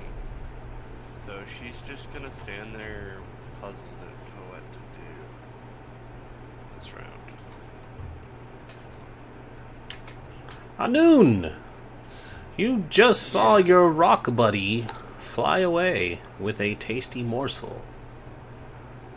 Right. And how far away is it? 240 feet from its original position on the bridge, which would have been about here. So probably a little more than 240, but 240 nonetheless. Alright. Well, can I still see it? Not from the Technically, where it's yes. standing, Technically, yes, you would still be able to see it. 240 feet's not that far. Whether your bow can reach is a different story entirely. but it can. Alrighty. It has 600 range. Does it? I Yeah. thought it capped out at 3. Okay, then yeah. 150, 600, yeah. Okay, so you're firing at disadvantage. Once it crosses 600, you can't aim at it. Unless you have sharpshooter. That's the only way. Yep. Yeah, but it was 200? It's within your disadvantage range.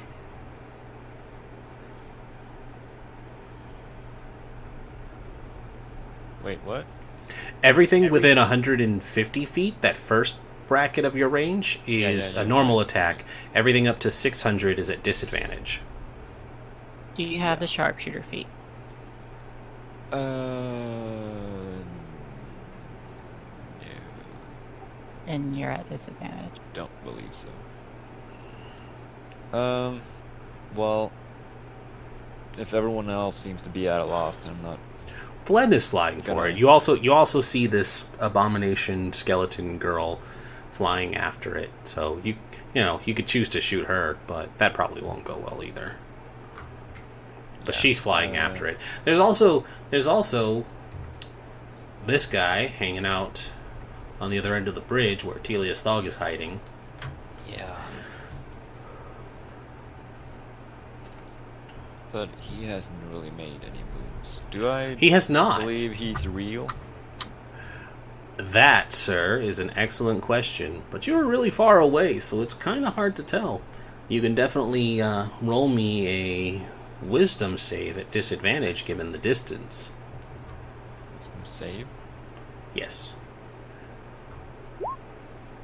Okay. From where you're standing, yes, it looks very real. It's a very, very Strahdy looking man atop a dark horse. Yeah. So it looks real, but do I believe it's real? Yes, you failed your save. It looks absolutely real. Makes no sense. Alright, well.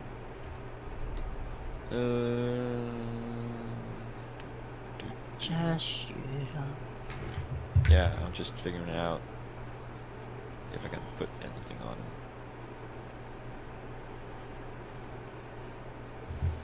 Right, so I can kind of given up on the rock since it flew away. Mm-hmm. Like, it doesn't seem like it's gonna circle back or anything. Nope. Right. Nope, it's content. Right.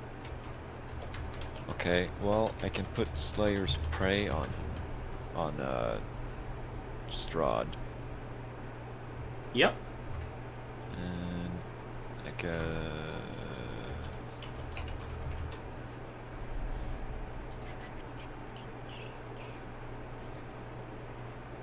yeah, I can put Hunter's Mark as well. Spend those slots, and I'll try to shoot him. Cool. Because why not? Yeah, man, take the shot.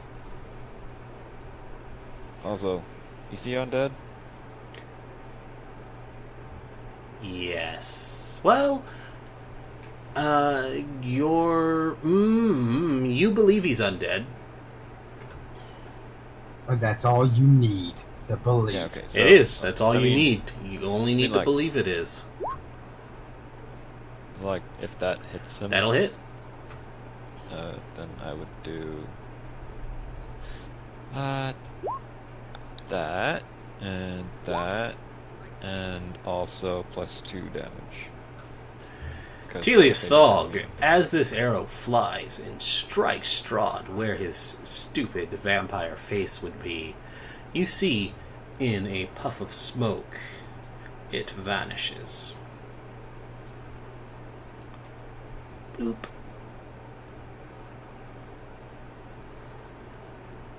Thought so, but didn't believe it.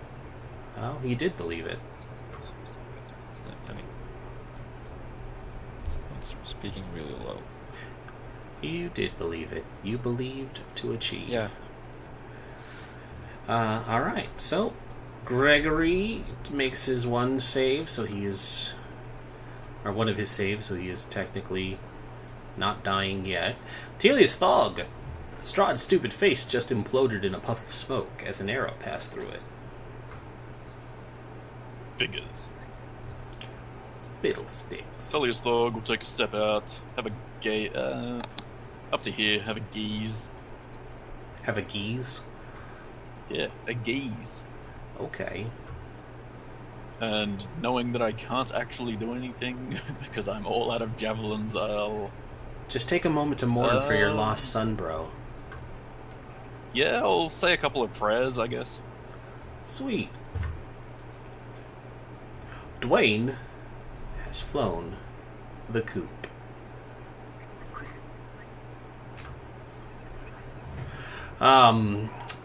Morph, I will give you one final action as you wake up in the clutches of this creature. You are flying very, very high. So I'll give you the sensibilities that, yeah, you're stuck here. It's a long way down, but is it better than being eaten? Probably. Cool. Try and break your Punch his grapple. nuts wide open. Acrobatics or athletics? Yes, sir. 17. I think it was a DC 19, sadly. Yeah, it was. Okay, so, with that being said, I would just go ahead and we'll just fast forward this awful, awful scene.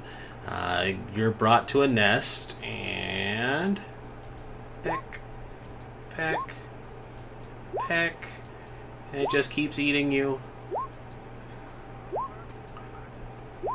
Cool. Stobby's already dead. Poor Gregory had his I effectively murdered Gregory. had his moment to end it on his terms, and he instead got eaten. Okay, combat is over. And now there's just a blood spear adding to their nest. Oh no, the blood spear is lost. Right? You guys lost the blood spear. You lost the blood spear. I didn't lose shit. Your rock stole it. The rock stole The rock is now the blood spear. So, after a few rounds of trying to chase it and losing sight of it, I'll fly back. I land. And I glance towards everyone, pause a moment on Ash. Or actually, I don't even say anything. I walk past them. And I rejoin Eastmark and I ring out without a word. And I just lean into Eastmark. Oh. Okay. He's there. Okay. Okay. This will be where we wrap up, because a player is once again dead, and we are nearing the 4-hour mark. So, fabulous people of the channel, I thank you for watching this very dark episode. I want to thank Woolukins for, of course, joining us on this game. He thought he would die immediately, but he managed to talk his way out of the problem. Yay! But we are grateful to have him. Hopefully he doesn't immediately regret his decision of joining. No, 4 a.m. is fine. I mean, yeah, it is what it is. I mean, if my new job kicked in, I probably would have gone back to starting this sooner, but when you said 4 a.m., I'm like, oh god. If we had started at our normal time, like an hour and a half before that, it would have been even worse. Oof. Just I don't know. FYI, it's harder for me to do this later period. Is it? Yep. Well, work tomorrow. yeah, it sucks. And see, this is when I try and go longer because I know I can't do that for you on Mondays. I mean, I could. I should start making Monday run longer and just make Morph deal with it. I'm just gonna interject real quick and say thank you for everyone coming out to watch my stream tonight. We had an average of 2 viewers this evening. Hey, nice. And that's wonderful. So I thank all of you for sticking around and listening to us play D&D for however long we went for. I know I had some 4 trouble hours. streaming tonight, so I think I only got about 3 hours worth of actual streaming. So I hope you all have a great night, and I will see you guys on the next stream. Goodbye. And Bye. we will also conclude here. Have a great night.